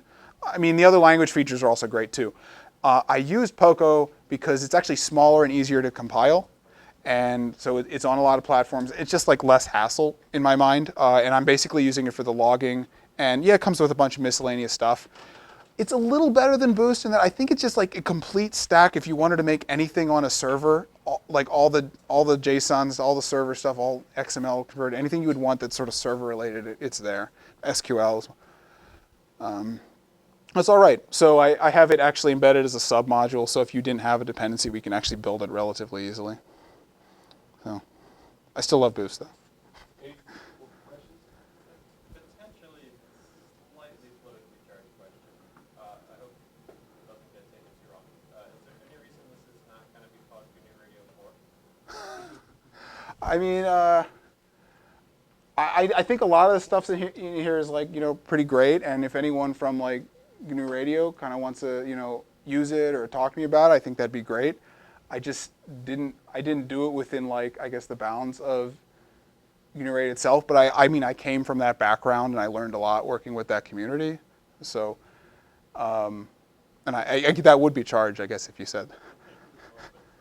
But I'm hoping there's like a lot of cool stuff here that I think GNU Radio could really benefit from. And it would have been really cool, I guess in like a different dimension to sort of have like worked on some of this within GNU Radio. But it's kind of set in its ways.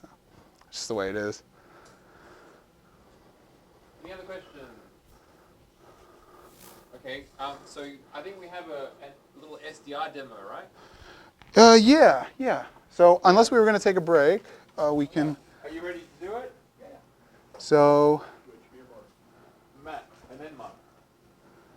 I had more pixels when I last did the so demo. Matt's going Am to... I Matt Knight transmitting? is going to join us. What? Am I transmitting? I don't know. You started out with Matt, didn't you? Okay. Does he need the screen? Well, we can do it. We can do picture in picture. Sure. So Matt Knight's coming down. He's got a USERP connected to his laptop. And he's running GNU Radio. Do you want to explain what's going on, Matt? Yeah, sure. And do a shameless plug for your talk tomorrow at the Wireless Village at 10 a.m. Gladly, yes. So shameless plug. I recently. Hi, my name is Matt Knight. I'm a software engineer with Best.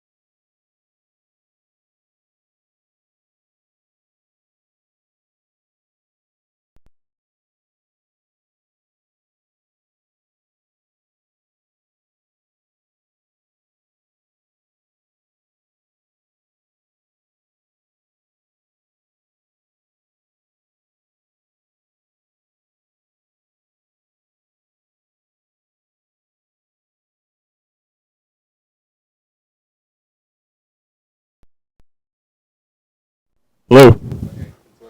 Okay, yeah, anyway, so Lora Talk at the Wireless Village tomorrow at 11 a.m. If you're curious, come check it out. It's going to be a lot of fun. Josh has also spent some time looking at Lora. He's got a stack in Pothos that implements both a transmitter and a receiver. I have a really shady GNU radio block that implements a receiver, and I'm going to have a full GNU radio stack up and running by GNU Radio Conference that'll be released and open sourced.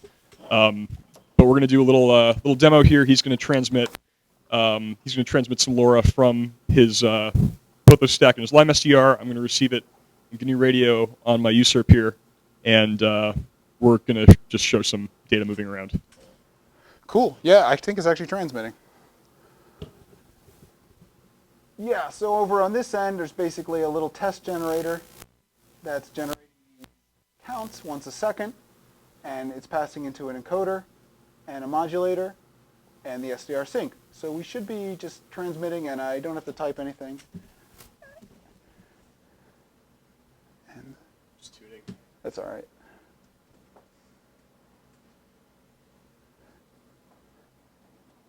Yeah, your screen's more exciting. Yeah, so there's not too much to see, but if you can see, I don't know if you can zoom the camera in on my screen here, you'll see it's grabbing the frames, printing out some hex values. Why don't you share the screen? What's that? Call me on a hangout. I'm not on the network here. Yeah. Anyway, it's yeah. So we have these two systems interoperating, and Lora's cool. Josh, what do you think about Lora? Can you bring It's all right. camera closer? Bring the laptop closer to the camera? Yeah, hang on.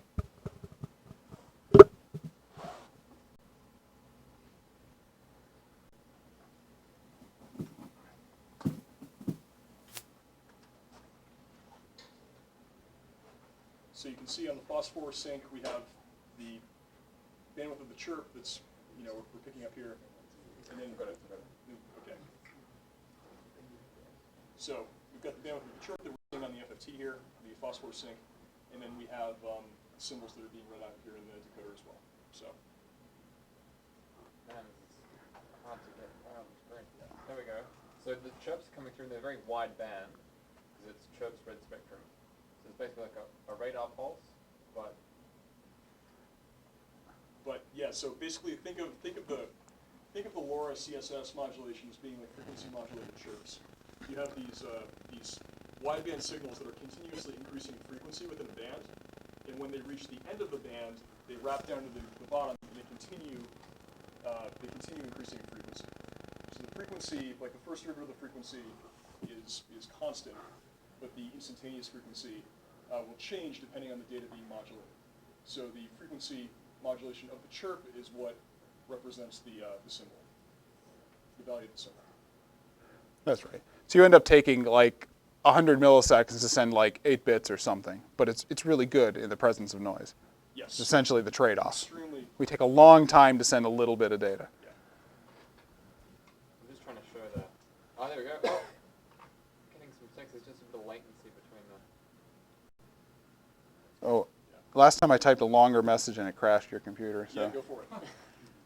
So I'm just typing garbage, and it should be transmitting. You should be getting longer packets. I'm definitely getting garbage. I'm typing hey, garbage. Yahtzee, you won. I crashed it. Yeah, so there's my sketchy GNU radio. Yeah, cool. So that's that. Cool. Hi, Internet. Yeah, I have a little LoRa loopback simulation. This isn't transmitting anymore, but if you these are effectively the chirps, and you can sort of see what it looks like when you increase the noise. Chirps start getting messier and messier. That's cool. We can still decode where the symbols are even when it starts getting above the noise floor. There's a longer video of that online, but So it's great. that's We've what got LoRa looks like. Different software platforms and different hardware, SDR hardware, talking harmoniously to one another. I crashed his computers. Hey, It was- like a relationship. How's that go? All right, cool. Yeah.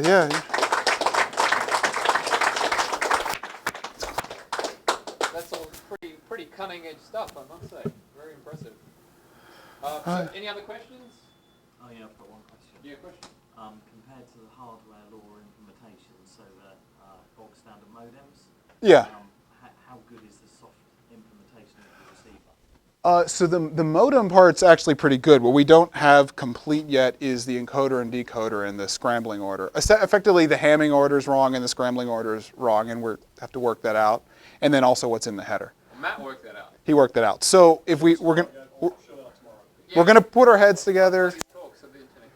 I'll plug Matt's talk. So Matt's going to talk about it tomorrow at 11.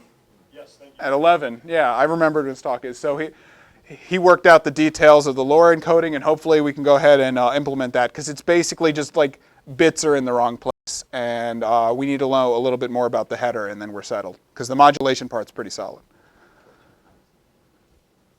Cool. Yeah. So nothing. I guess I didn't mention SOAP SDR, and that was pretty much it. So, are we good? Good to go? So, yeah. You need that? All right, thanks, Josh. Maybe at the end we can do some more demos. Yeah, we can do demos. Should I mention this, or we just want to wrap up for the next guy? Oh, you can mention it quickly. No, I didn't. I'm not going to show up the demo. Yeah. Anyway, SOAP SDR. One slide when we're done. Sure. Okay, one last thing. So I didn't get to mention SOAP SDR, but basically one API, many devices are supported. We've got a lot of language bindings for it. And one of the ways I actually debugged a lot of this LoRa stuff was just sort of doing a quick Python and RTL demo. And you can, if you follow the link, you'll find the code at the bottom. And you can actually just script out writing, like talking to RTL device, reading out samples, and having the LoRa blast out packets. And it was a really fun and easy way to debug things. Go take a look. SOAP SDR. It's just a really sort of generic way to add SDR devices, module support. We have remote support as well. So basically any device supporting the system, you can also use it remotely, just like I showed with Pothos, but going through the system as well. And we have a whole bunch of bindings and platforms for it. All right. So I guess we ran out of time. So, yep. Thanks for having me and letting me talk. And that's it.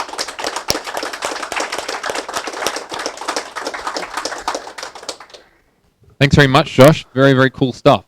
Thank you. So maybe at the end, we'll have time, and if there's interest, you can do some more demos. But just before we go to Brian, I'm going to call Mark down to do a little bit of an interesting demonstration of some interesting security vulnerabilities that he's found lately.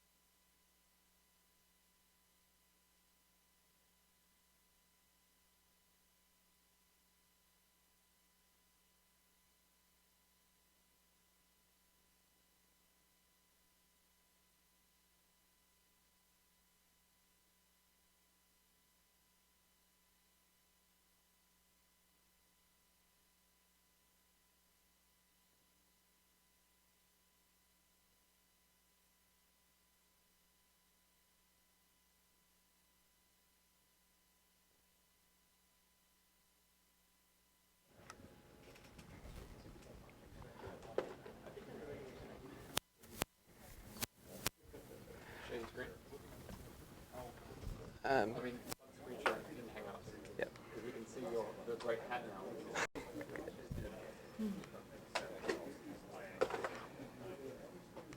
All right, so ladies and gentlemen, I'd like to hand it over to Mark, and he's going to show us something pretty cool.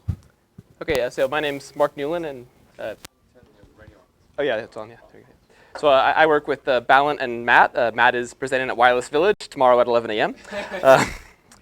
When are you presenting? Tomorrow at 5 and Saturday at 1.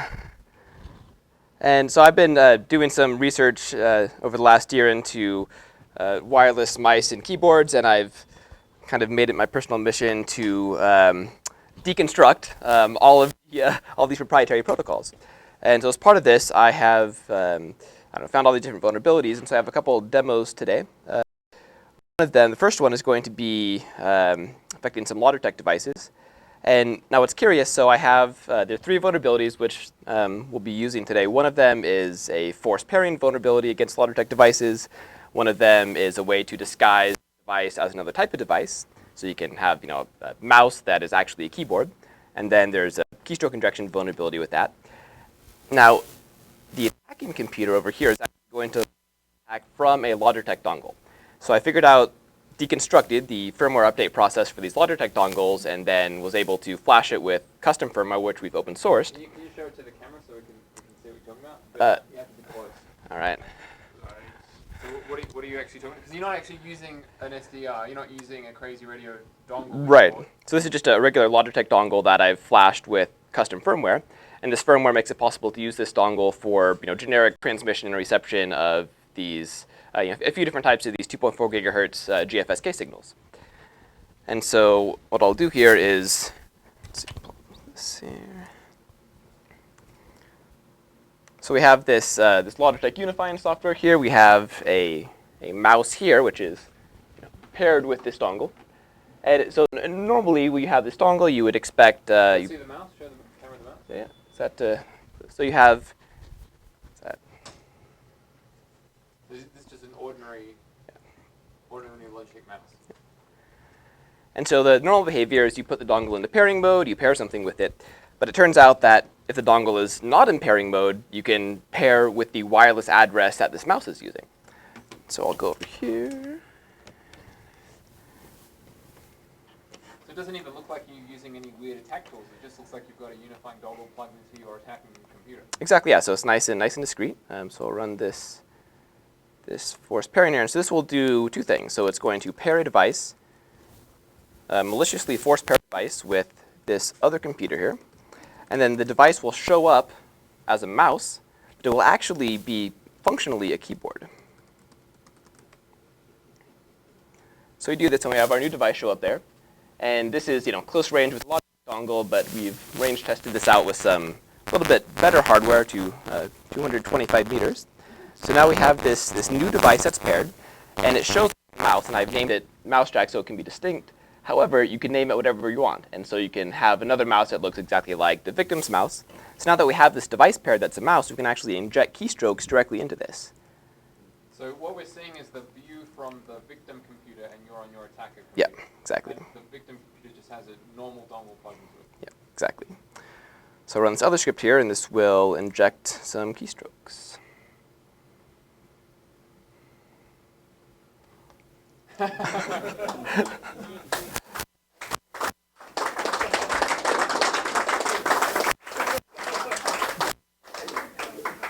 And then I have one other demo I'm going to run here. So outside of doing this mouse-related stuff, I've spent some time lately deconstructing a lot of these proprietary wireless keyboards. And so it turns out that a lot of these are completely unencrypted. And so it's possible to use this Logitech dongle to also do keystroke sniffing against this this EagleTech keyboard here. And this is one of 8 vendors affected by this. Yep. So this is just a standard 2.4 gigahertz wireless keyboard. This uses a transceiver from a company called Mozart Semiconductor, and it's an undocumented transceiver, but it turns out that it's a fairly straightforward protocol to deconstruct. EagleTech is this manufacturer.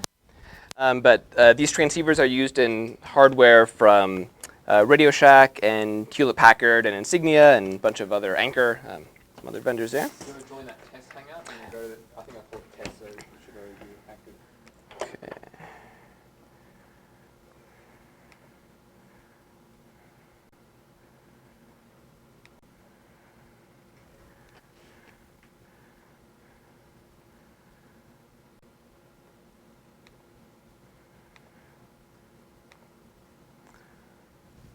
Okay. Is that presenting there, Ballant? Yeah, what about the project? Yeah, thanks.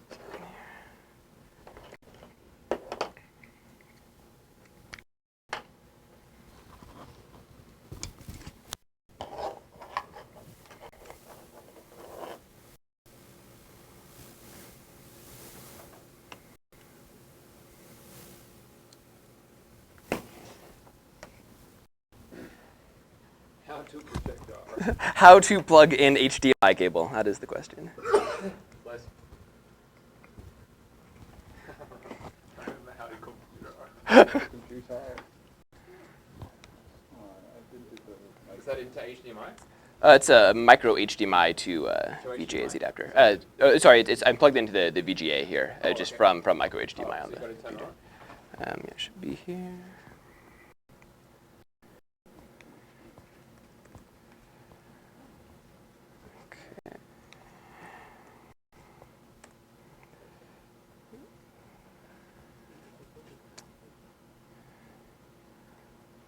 You and Neil use the same OS.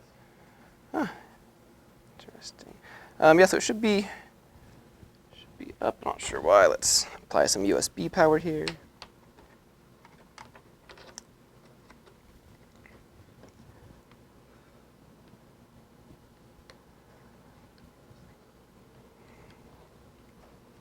It's the law of USB superpositioning, right? Right. Right, indeed. All right, so we may not be able to. Try unplugging and plugging back in. Let's see.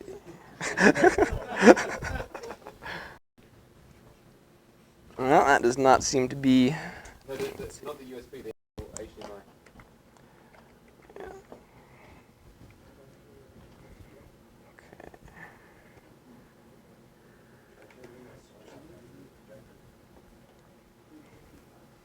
Try that. Neil has a Ubuntu suggestion. Yes, please. Just under display, under the start menu, you just need to enable auto detection and display. Configure and connect.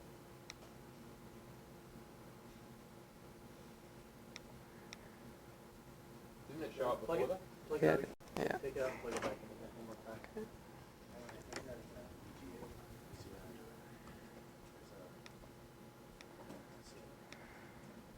No, but it goes to VGA. It's a VGA converter.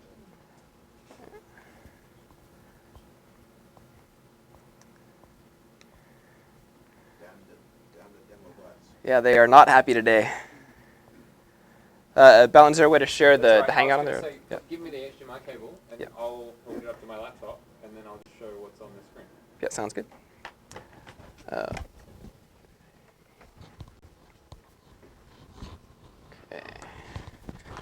And actually, I will plug in this other laptop then so we can see the transmitter on this.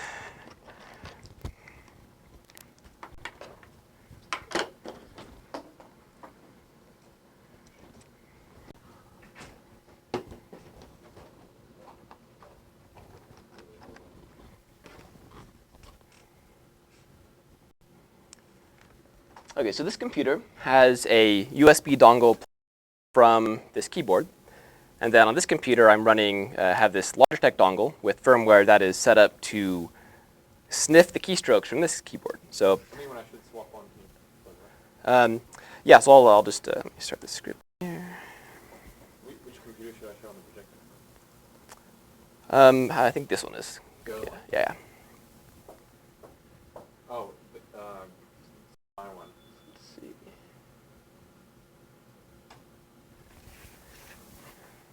Okay, this is the. Right.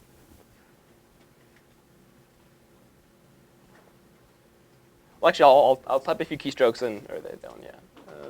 Okay, and then hang out.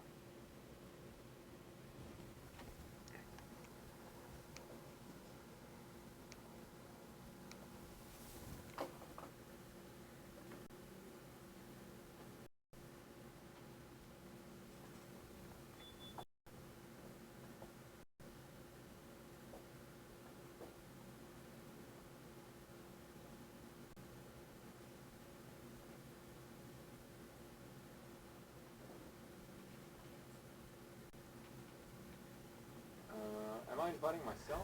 I don't know. How confusing can we make this? That is a question. Here we go.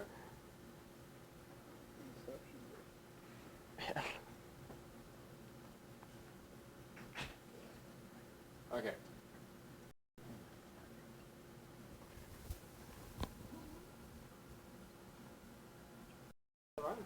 No, it should be the other one. So I'm actually sharing both screens. So I'm going to stop. Oh wait, there it is. There it is. All right, there we go. Okay, Yes. good. Hooray! So what's happening is I'll be typing into this computer, which is not displayed, but then this other computer will actually be interpreting and receiving those strokes because they're just clear text going over the air. So I'll type I don't know, a few letters here, and so there is the Logitech dongle, which is decoding these unencrypted keystrokes. Hang on. So slow down. Yeah. Stand up so we can see what you're doing there. Yep. So there's a keyboard here. I'm typing on this keyboard. It's the dongle for this keyboard is in this computer, but this computer. So this computer is the one on the screen. This computer that's on the screen is using a Logitech dongle with some custom firmware to receive the keystrokes that this is sending to the other computer. Because it's unencrypted. Exactly. And so it turned out that these are undocumented transceivers, but it's a fairly simple packet format and no encryption. And so that's what you were typing legitimately as the user of the keyboard. Exactly. And then on the other computer, then it was also receiving those keystrokes. And so with this, we've done some range testing out to around 250 feet that you can get good reconstruction with around $100 in gear. So it's definitely oh yeah, I got a little bit of lag there. Is your firmware published? So we've published the firmware, but we haven't published any of the proof of concept keystroke sniffing or injection code. But I'm speaking about this on Saturday at DEF CON, and in the white paper accompanying my talk, and the talk has full protocol details and packet formats and all those things. So, yep. So just for the benefit of people online, Yep. because I actually had the webcam on and not the screen share. Okay. Can you explain what the two screens are? Yep. So this is a screen where I have the actual computer with the dongle from the keyboard plugged into it. So this is the dongle that came with the keyboard. Then on the other screen, the other computer is using a Logitech dongle, which I flashed with custom firmware that makes it possible to sniff those keystrokes. Let's see. Safe to say that Logitech devices are safe from this. And actually, I have a slide from my deck from Saturday I'll pull up, which is kind of entertaining. It has actually 16 vendors affected by these vulnerabilities.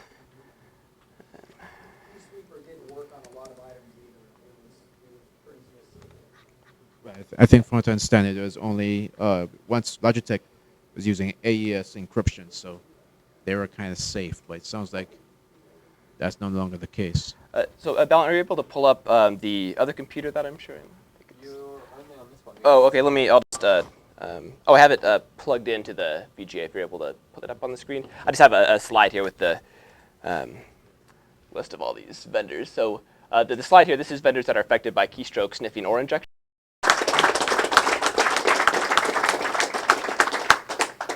All right. So next up, then. This one, microphone. Right here.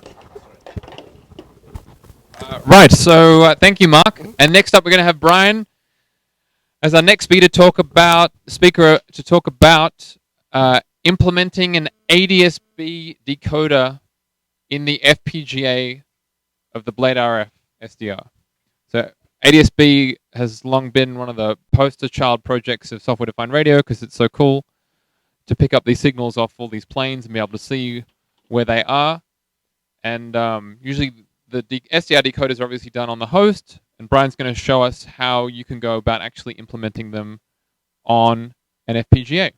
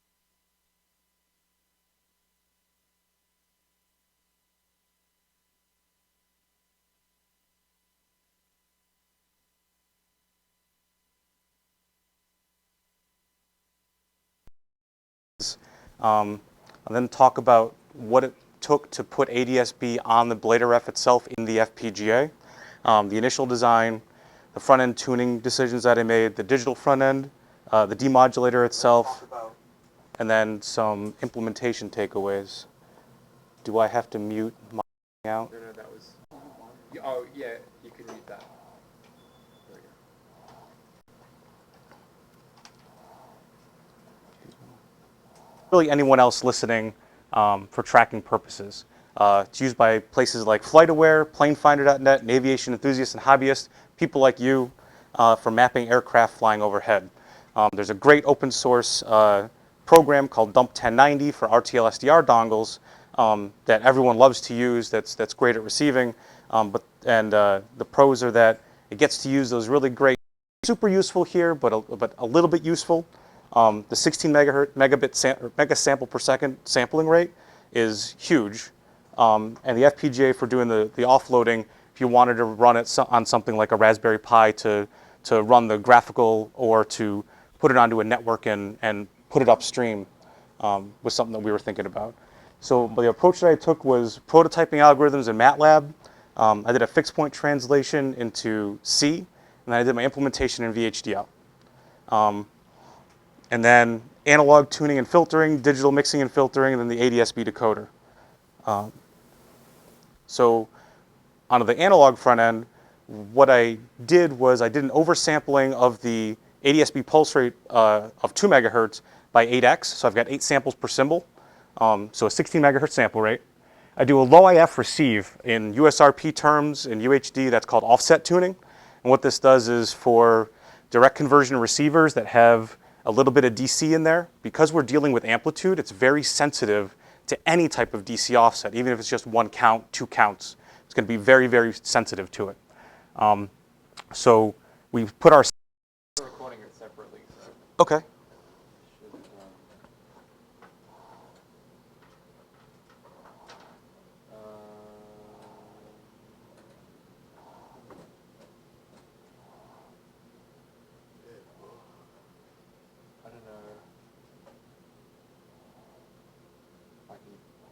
This again then, or?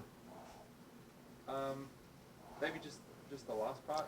Okay, so I was going to tune the analog gain to have a consistent input amplitude of minus 88 dBm noise to be, not exactly at the noise, not toggling just a couple of bits, but actually have a decent amount of noise there.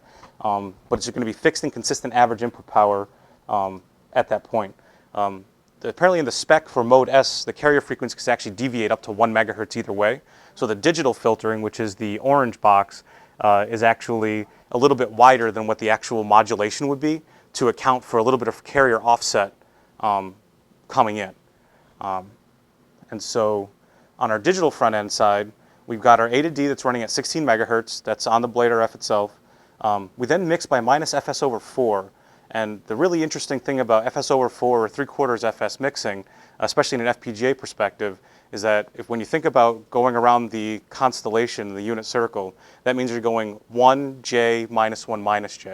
And when you multiply that out by a complex number, A plus BJ, then all you're really doing is negating or swapping the inputs that are going in, which are extremely efficient operations to do in an FPGA. You have no lookup tables. You're really just kind of running through a little state machine, and you're just swapping the samples and negating them. It's really, really awesome, really great. It's super efficient, just a couple of LUTs. Then I have a low-pass filter that's implemented as an FIR, and I actually go into the ADS-B decoder itself. After that, it's actually on the decoder time. So I really just read a bunch of papers, and all the ideas that really came out of these two papers, techniques for improved reception of 1090 megahertz ADS-B signals, and algorithm design of mode S downlink signal processing based on 20 megahertz sample rate. I'm not using 20 megahertz, I'm using 16, but the ideas are all very, very similar. And what I took out of this was that the sensitivity, or about 95% reception rate of all the packets that were being sent down of receivers, appear to be around minus 88 dBm in a 4 megahertz channel given a 2.5 dB noise figure. So when you plug that into the calculation, minus 174 dBm per hertz plus 10 log 10 of 4 megahertz plus the 2.5 dB noise figure, that gives you a noise floor of minus 105 dBm. That means that to get to the 95% mark, mark, you need 17 dB of SNR. So if the Blade RF has a worse noise figure than 2.5 dB here, then we would be moving that up, and we wouldn't be able to hit minus 88 dBm. We'd be moving that up higher and higher. The other big main takeaway from this paper was to go and receive this, it's just eliminating the frequency offset and looking at the envelope.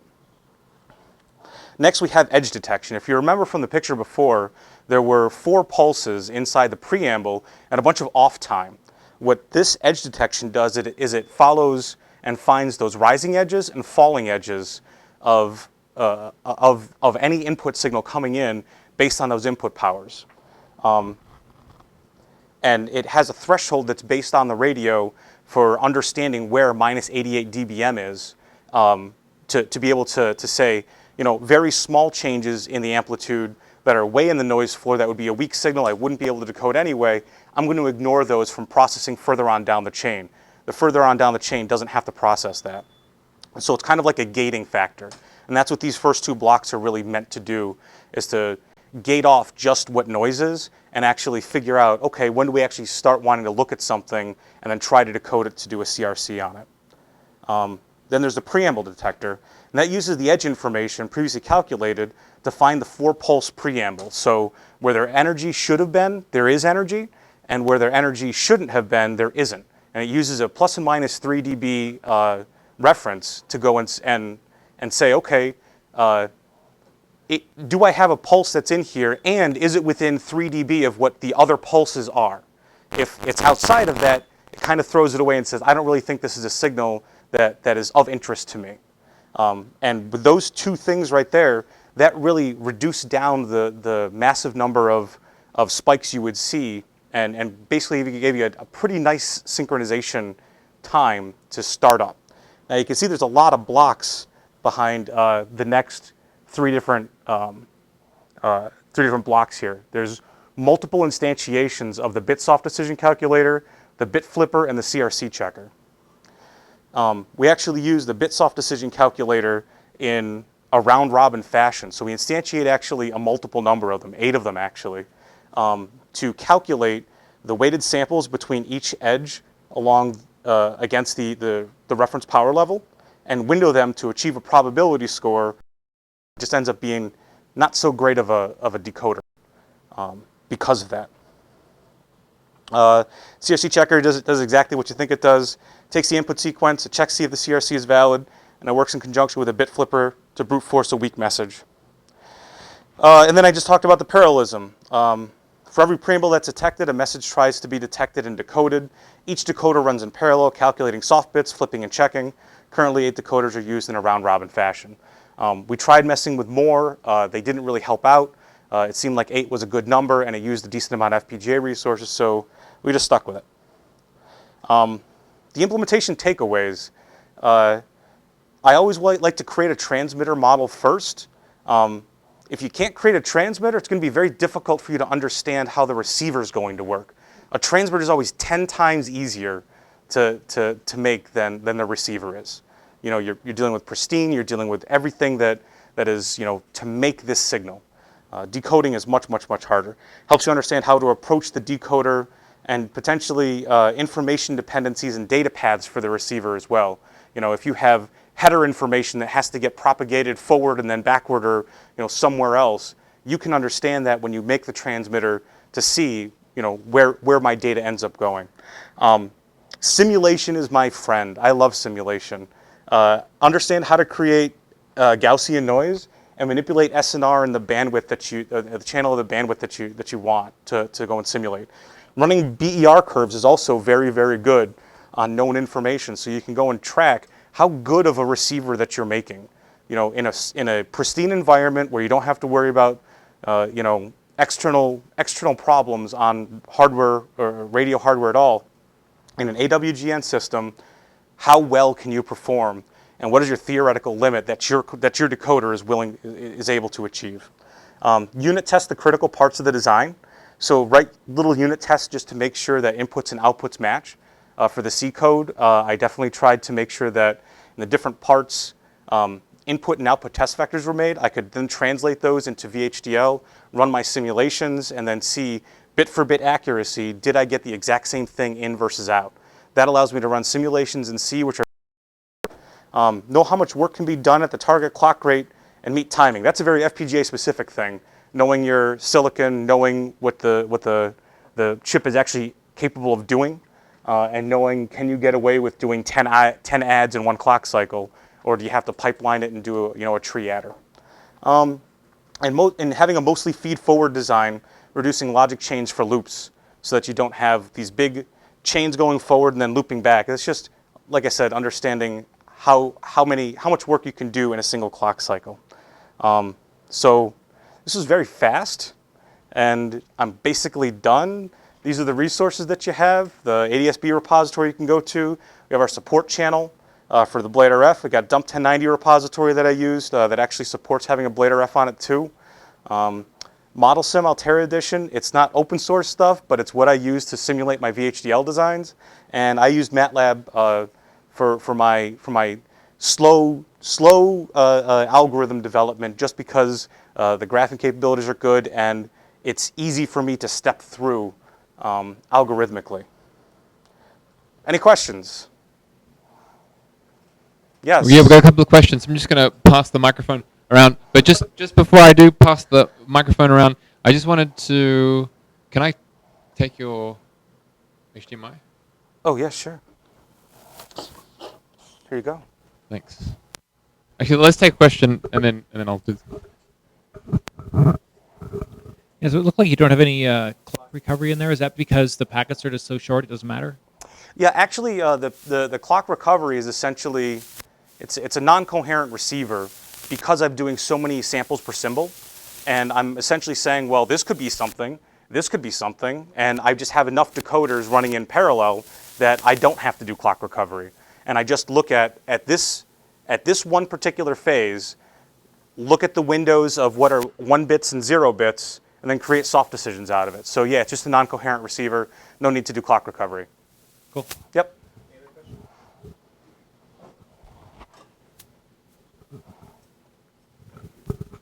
There are some projects like Chisel or Clash where you can write your desktop code and your FPGA code at the same time. It's the same language. Sure. Do you think that would have made the dev process easier, or do you think maybe you didn't want to help that much? I've tried some of those languages, the transpiler type of things, where you can go from one to the other, and you have to learn another language to just go and do something, and then it just transpiles it into unreadable VHDL or Verilog, which is very difficult to get my head around. So if there is a bug in that translation, it's difficult for me to go and debug and figure out. I mean, like I said at the beginning, I had a lot of experience, doing this in general. And when you're like, someone like Josh, where you're a language nerd and you love the language and you stress it to its limits, you can really push the tools, and you can push VHDL and Verilog and system Verilog and stuff to, almost looking like you would have it for desktop code, and it becomes very parallel to each other. So you can see the translations as long as you write it in a very similar way. Yeah. How much of the code that you wrote was sort of just Verilog in the buff, I suppose, just like raw Verilog, and how much was it like, oh, you used Altera's system generator module? Oh, it was all handwritten. All handwritten? Yep. I love you.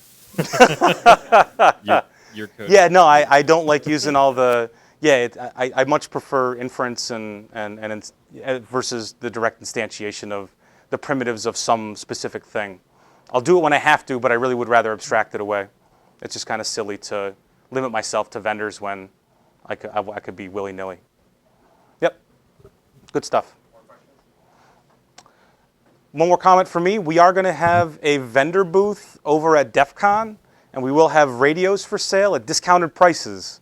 So come by, say hi. We have a demo showing GPS simulation and a nice little RF enclosure, so we're not, transmitting all over the place. So, yeah. If you want to cheat at Pokemon Go and put your phone in the little enclosure and hatch eggs all day long while you're watching talks, go for it, man.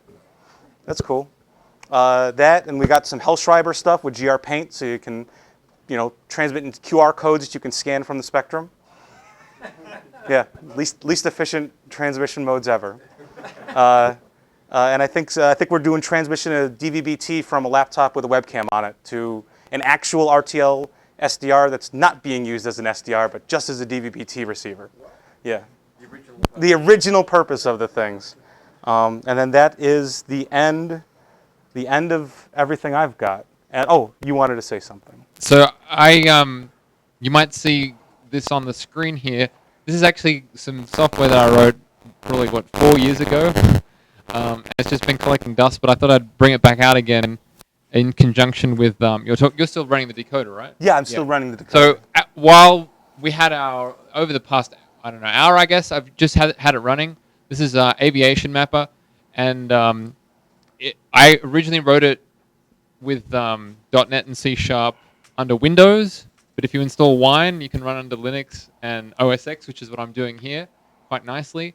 And I've got it hooked up, and it's receiving the packets from Brian's Blade RF over Wi-Fi. So during the period that, the last hour or whatever, it picked up a bunch of planes here, and it's been plotting them. And actually, if you look at the map here, you can see these flight paths that it's found. Well, obviously, we're inside, so we're not getting great propagation in here. But we might have something coming in right now, actually. I kind of went all out and did all sorts of visualizations with stuff. I'm not going to go through it now. I'll leave it for another time. But considering it was on my own little play toy that I was playing around with, I thought, well, may as well let other people play with it too. So I'm going to open source it, and I've actually added support for the original decoder I was using, GRM Mode S, base station, so the SBS1 off-the-shelf hardware, the dump 1090 or RTL 1090 decoder, and the Beast receiver, and yeah, so a couple of different things. So one thing though, I'm actually running Nix or Bistro Maths decoder on my laptop as well. The only difference there is that it also gives you signal strength information, like my original one. So if you go to that one, then we get a bunch of packets coming in,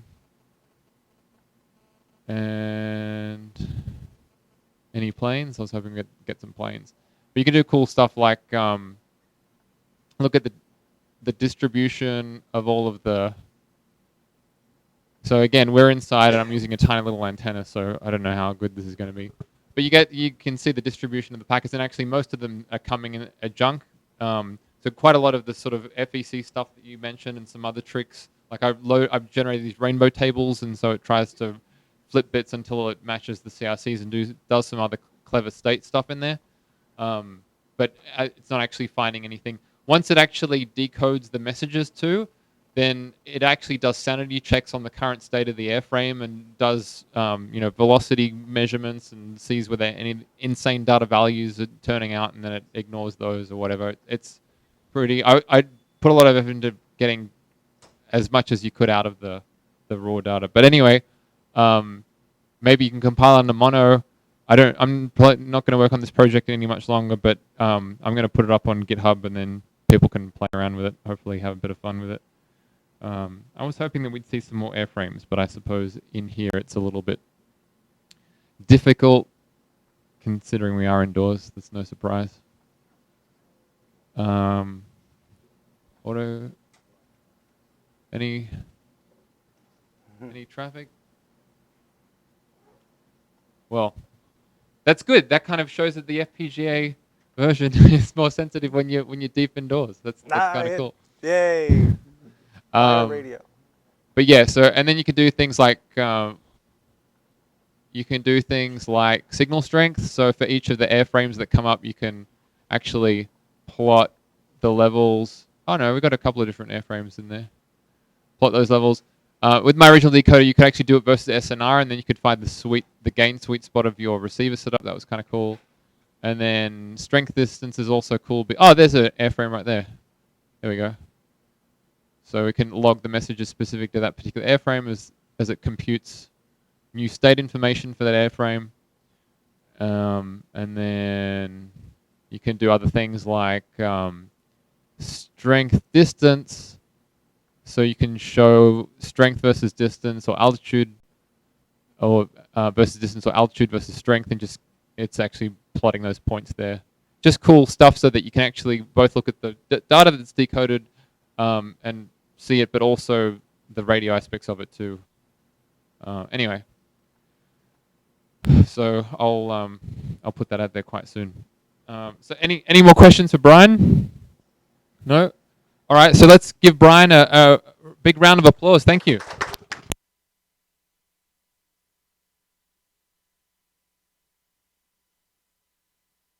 Yeah, I mean, this FPGA land that people such as Brian exist in and can code in, it amazes me that it's so incredibly complex, but they're able to express in that such intricate low-level language these kind of crazy applications, and just how you go around forming those algorithms in RTL like that, not the Realtek dongle in the low-level language. It's pretty amazing stuff. So full props to anybody that's done any FPGA development. Oh look, it's right on the final approach. There it is. It's passing over us right now. Okay. So that's the end of the formal talks. Seg, did you want to spend a couple of minutes talking about your thing? Yeah. We'll just do a quick one because I think we. That? Oh well, let's see. What? Can you do it in 10 minutes? Is 10 minutes good? Just to. Okay.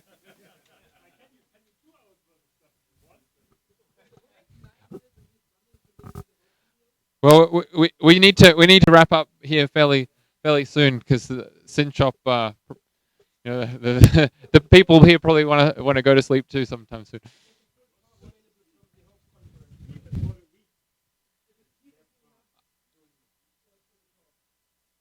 Yeah. Have you got the mic? Do you want to put the microphone on there?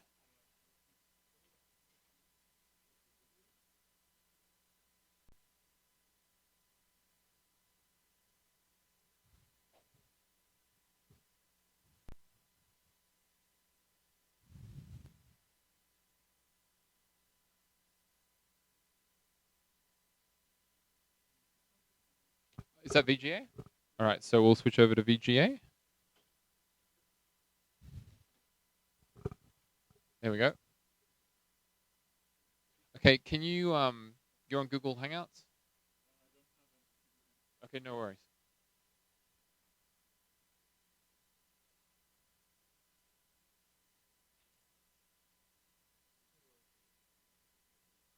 No.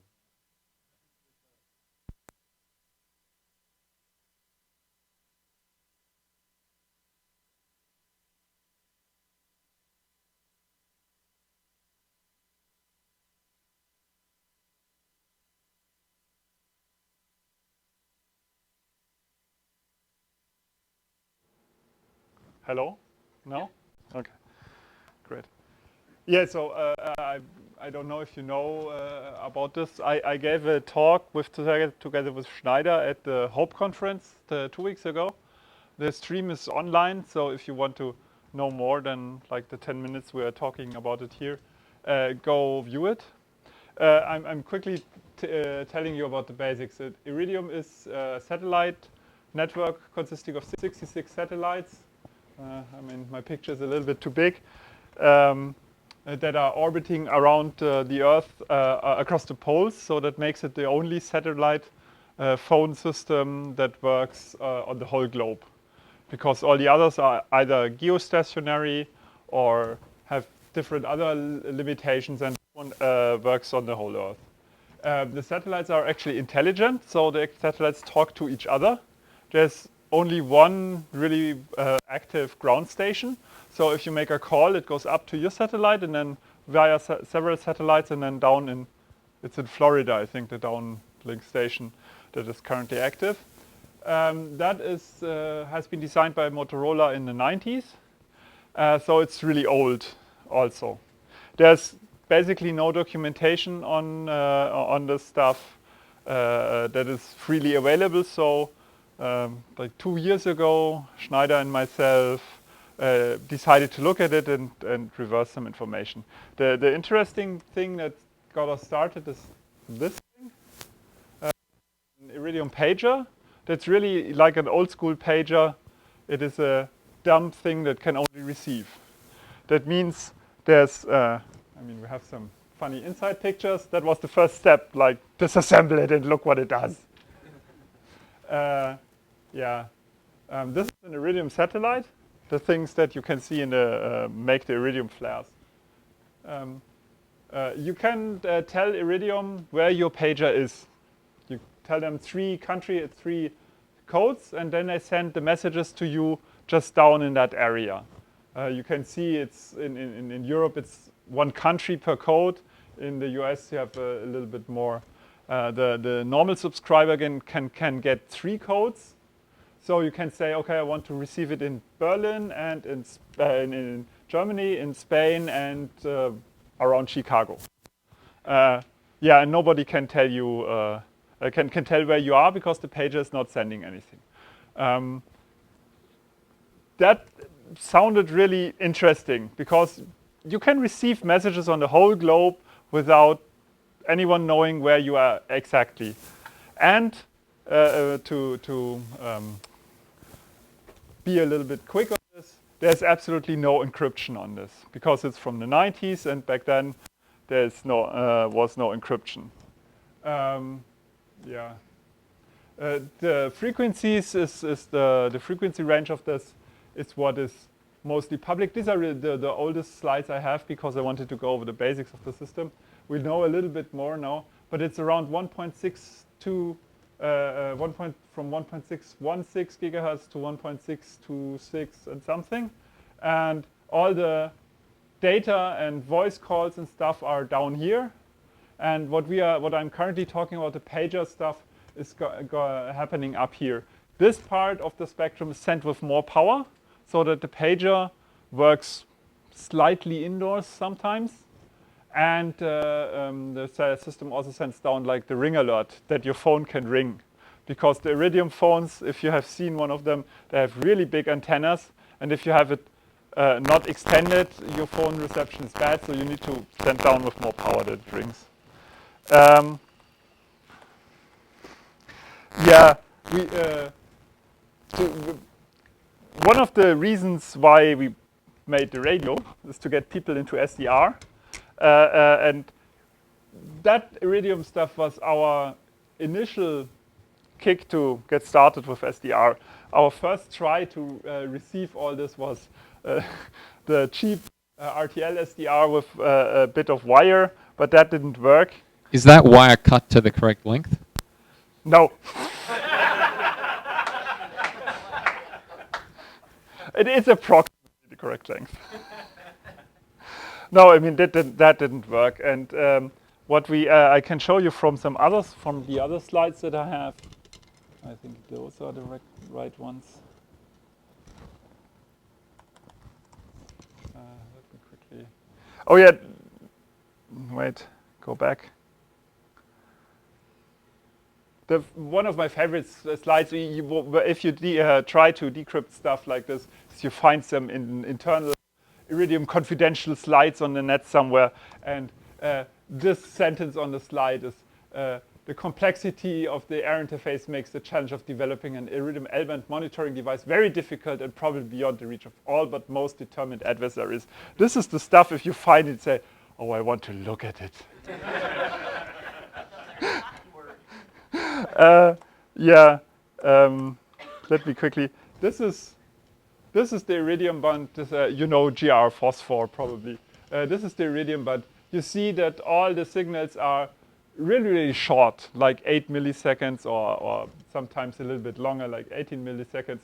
It is really bursty. And the trouble for us when looking at this was that the standard GNU radio is more suited to, there's a stream of data, I tune to it, and then I do something with it. And we couldn't get anything done with this kind of data. And additionally, as the satellites, why is there? The satellites are really fast, so you have a big Doppler shift in there. If you look at the channel assignments for Iridium, the Doppler shift is, I think, 2 times the size of a channel assignment. So even if you get a random signal, you cannot tell in which channel it actually was. Wrote a thing that's all on GitHub. It's called Iridium Toolkit. The first implementation was pure Python, but there's also a C implementation, which is a GNU Radio out of tree module, which is called GR Iridium, which does all the stuff for you already.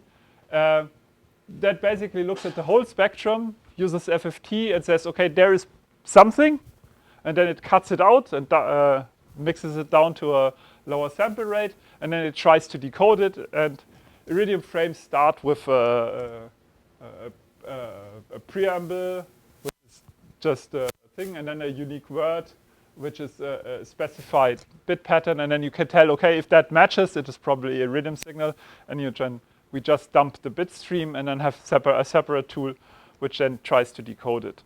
And I would encourage you all to play with it. It's really fun.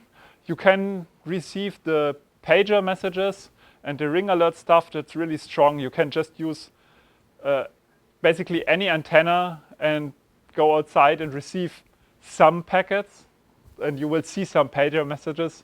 There are, as far as I can tell, all over the Earth coming down some pager messages which look like base64 encoded stuff. I have no idea what it actually is, but I mean, at least if you listen for a day, you should see about 10 or 20 of them.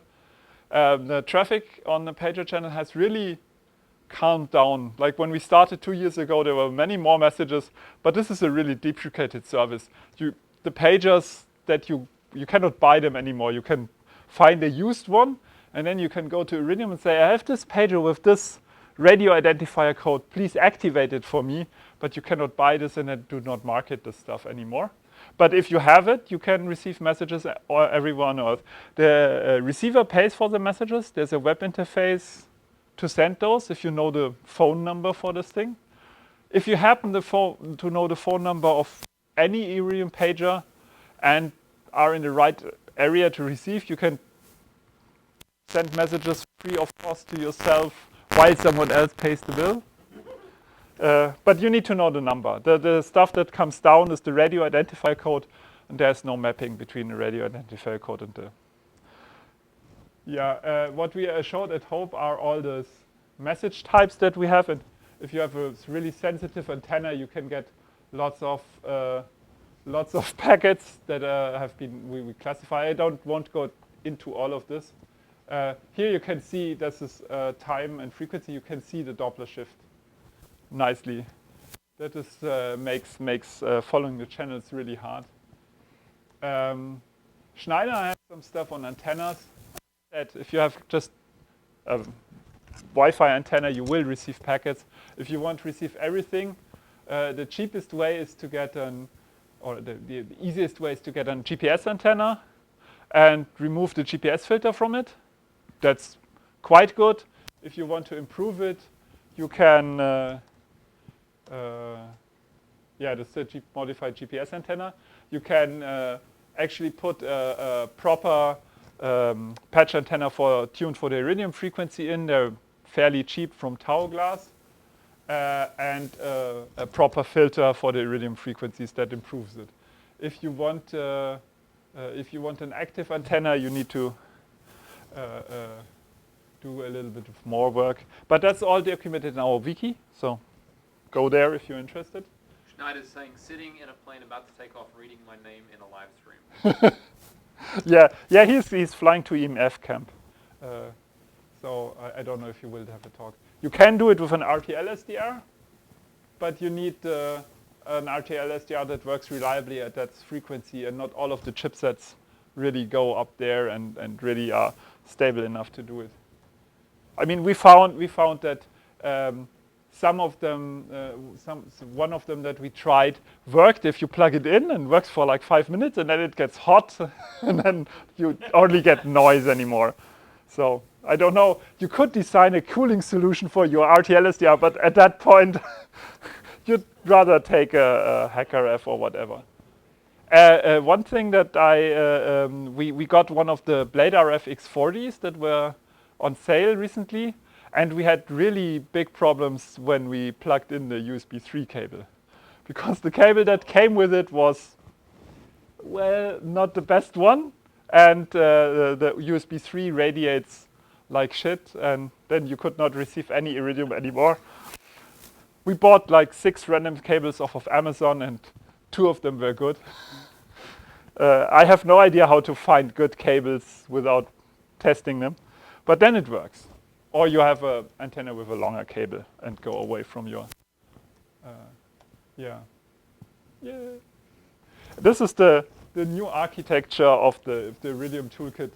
Schneider wrote lots of code because it's really hard if you want to decode the whole bandwidth.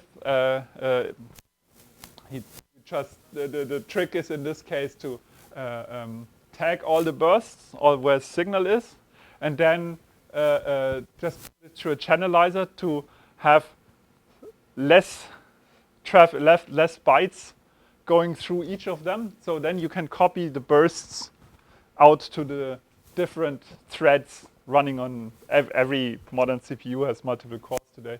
And this design, I mean, you oversample a little bit, so you get overlap at the channels, and then you really get all of the bursts. And this runs on a Core i5 with no problems. I mean, yes, it takes the whole Core i5, but there's no problems. And you can get, with a proper antenna, you can get like 1,000 bursts or 2,000 bursts per second sometimes. Iridium is really bursty. At 1 minute, you get like 10 packets per second, and the next there's 2,000. It depends if someone makes a call or whatever. Yeah, this is just description. I mean, this is our examples that you can see. The one interesting thing is the satellites send their position down. This is our receiver in Munich. This is all these positions of satellites that we have seen at least one packet. The color is the signal strength. I'm not sure if the pattern is actually an artifact of our antenna or of the downlink of the Iridium. They don't have one antenna. They have like, I think, 48 spot beams. And the other thing that they sent down is they also sent down the location where they think their beam hits the Earth. This is much narrower. And if I also plotted as a height how many packets we received for each, and if you like turn it, and you can see it's really, really close and some outliers randomly.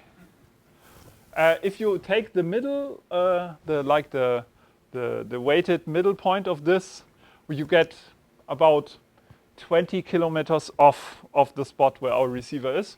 So that's, I think, quite good. We tested it with one other location that I won't show here, and it worked there too. Yeah, that's it. There's still lots of work to be done. That is also reverse engineering.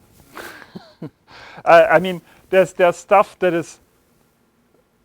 If you have a device and can sniff what it does, then you can infer most of the parts of the packets. But some information you have absolutely no chance of finding out what it actually does if you don't have the proper device. We found some Iridium modem stuff that had debug strings for stuff in there. That was really helpful. Yeah. There's one thing that I ask every audience. Yeah, you can't find XML in there. Iridium does 2K4 of data if you do IP traffic over there. And people send XML over there. I have no fucking clue. And this is one of the other messages that comes down here in the US every hour. I had this in my Hope talk. Afterwards, someone came to me and said, I know what it is. It's a client of mine. Yeah, it's a canary. I mean, the important part is if the message is gone, then something is broken. There's USA Satcom, also played with the Iridium toolkit, and you can see all signs of planes and some sea glider stuff. He put that on Twitter. And last but not least, oh yeah, can anyone hear this? Please dial or text 2888 for more account information. Please wait while your call is connected. This is our world now, the world of the electron and the switch, the duty of the ball. I'm not playing the whole thing now. It's a test call. So we finally managed, like a year ago, we managed to decode voice also with the help of the Osmocom guys who were really helpful in decoding the AMBI codec, which is also completely undocumented. And yeah, the only thing that I wanted to ask you is, I mean, I spent so much time looking at the data that comes down. You tend to spot patterns there and want to find out what it is. So if you have any checksums that need reverse engineered, I can help you there. I found so many different kind of checksums in there. It's amazing, like Reed Solomon and CRCs and BCH. But we have some data that's coming down that's in a framing that starts with BD, then AFFE, then data, and then again BD. And it looks like someone should know what kind of data this is, but I haven't found anyone. And the other one is data that is padded at the end with 7E and has a checksum before it, and the data is here at the beginning. If someone says, oh yeah, I know what program has this kind of data, I would be really, really interested. Yeah, and I can only say go onto the Iridium toolkit page on GitHub. There's there should be there. There's the link, and play with it. And if you find interesting stuff, contact me or Schneider on IRC. There's our PGP keys if you want to, depending on your local laws, communicate about this in secrecy. But it's really interesting.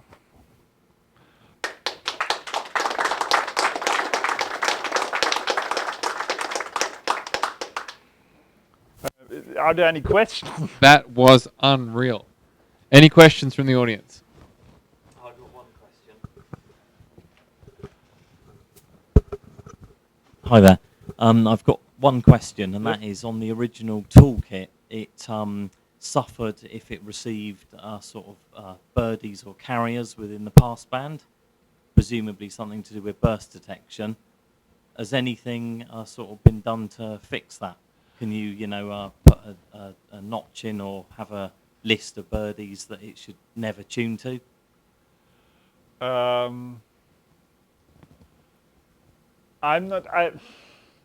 It should.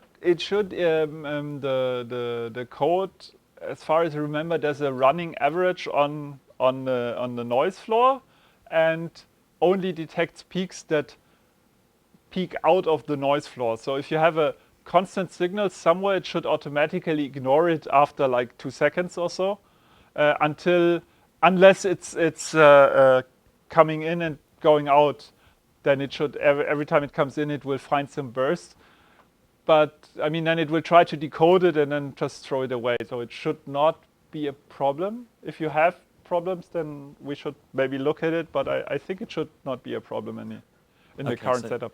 It was, I guess, your first release of the software? Yeah, you mean the Python decoder? Yeah, I mean, we have something in there that if we detect at the same time, like more than 15 bursts at the same time, then we say that has to be some disturbance, or I don't know if the threshold is really 15. But other than that, it should work. But so I need to update, is what you're saying. I mean, use the new out of tree module. I mean, you need to compile GNU Radio from source so that it works. That's a bit of a hassle, but it's much faster and much better, and actually in use. I mean, the old stuff, it's good if you want to test something, but it's deprecated. Okay, thanks for that. Thanks for the software as well. Awesome stuff. Yeah, no problem. I know that some of the new luggage and cargo trackers that you can buy are using Orion, and and I don't know whether they're using Iridium or not. If they are using those, because those are the ones that you can query with your phone and they track via satellite, so you can track your luggage and things. If you had one of those numbers, do you think that'd be a capability of being able to use the same process as having a pager? Yeah, I mean, if the device can receive and send back, the network will have to know where you are. I mean, it will not know it down to the pinpoint location because the spot beams have, I think, 40 kilometers range. I don't remember exactly, but they are quite wide, so they don't know with pinpoint accuracy where you are, but the network will then know where you are. There's some newer stuff called Iridium Burst, I think. That's for emergency service. It's like walkie-talkies, but over Iridium. So one guy presses the button, says a message, and it gets sent to a whole area. And those could be used for transmitting information without knowing where the receiver is exactly, but we have not found any information on that. And if you go ahead and send to like one of the guys of the software houses that announce that I've done something with Iridium, and they say, oh yeah, I'm a small manufacturer and I would be interested in it, you actually get no reply at all. So, I mean, this is a lot of stuff related with Iridium is also related with the US Department of Defense. They have put a lot of money into this, and you can see some messages. I mean, if you're really interested, go look up the Hope Talk. I don't want to spend an hour here rehashing stuff that I've already told. There's a nice live stream there. There's also on media.ccc.de the older talks we gave like 1.5 years ago. They go more into the history, and well, we didn't know it as much back then, but they are also interesting. So. All right, one more round of applause.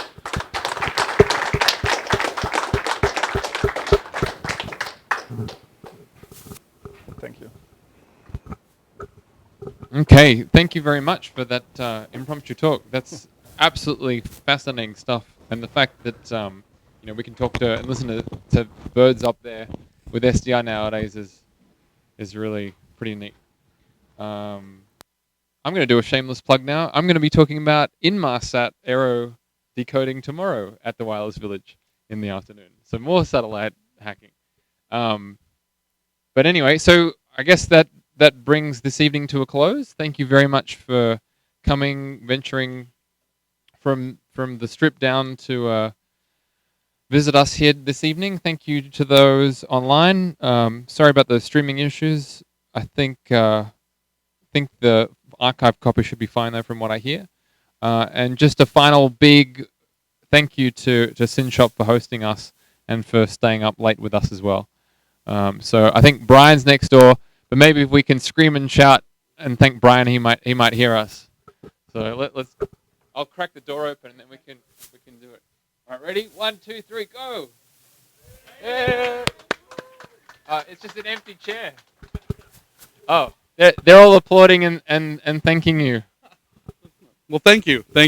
I'm glad to have been able to host everyone. We're an education-oriented nonprofit, so the fact that you guys were able to come here and basically get hosted.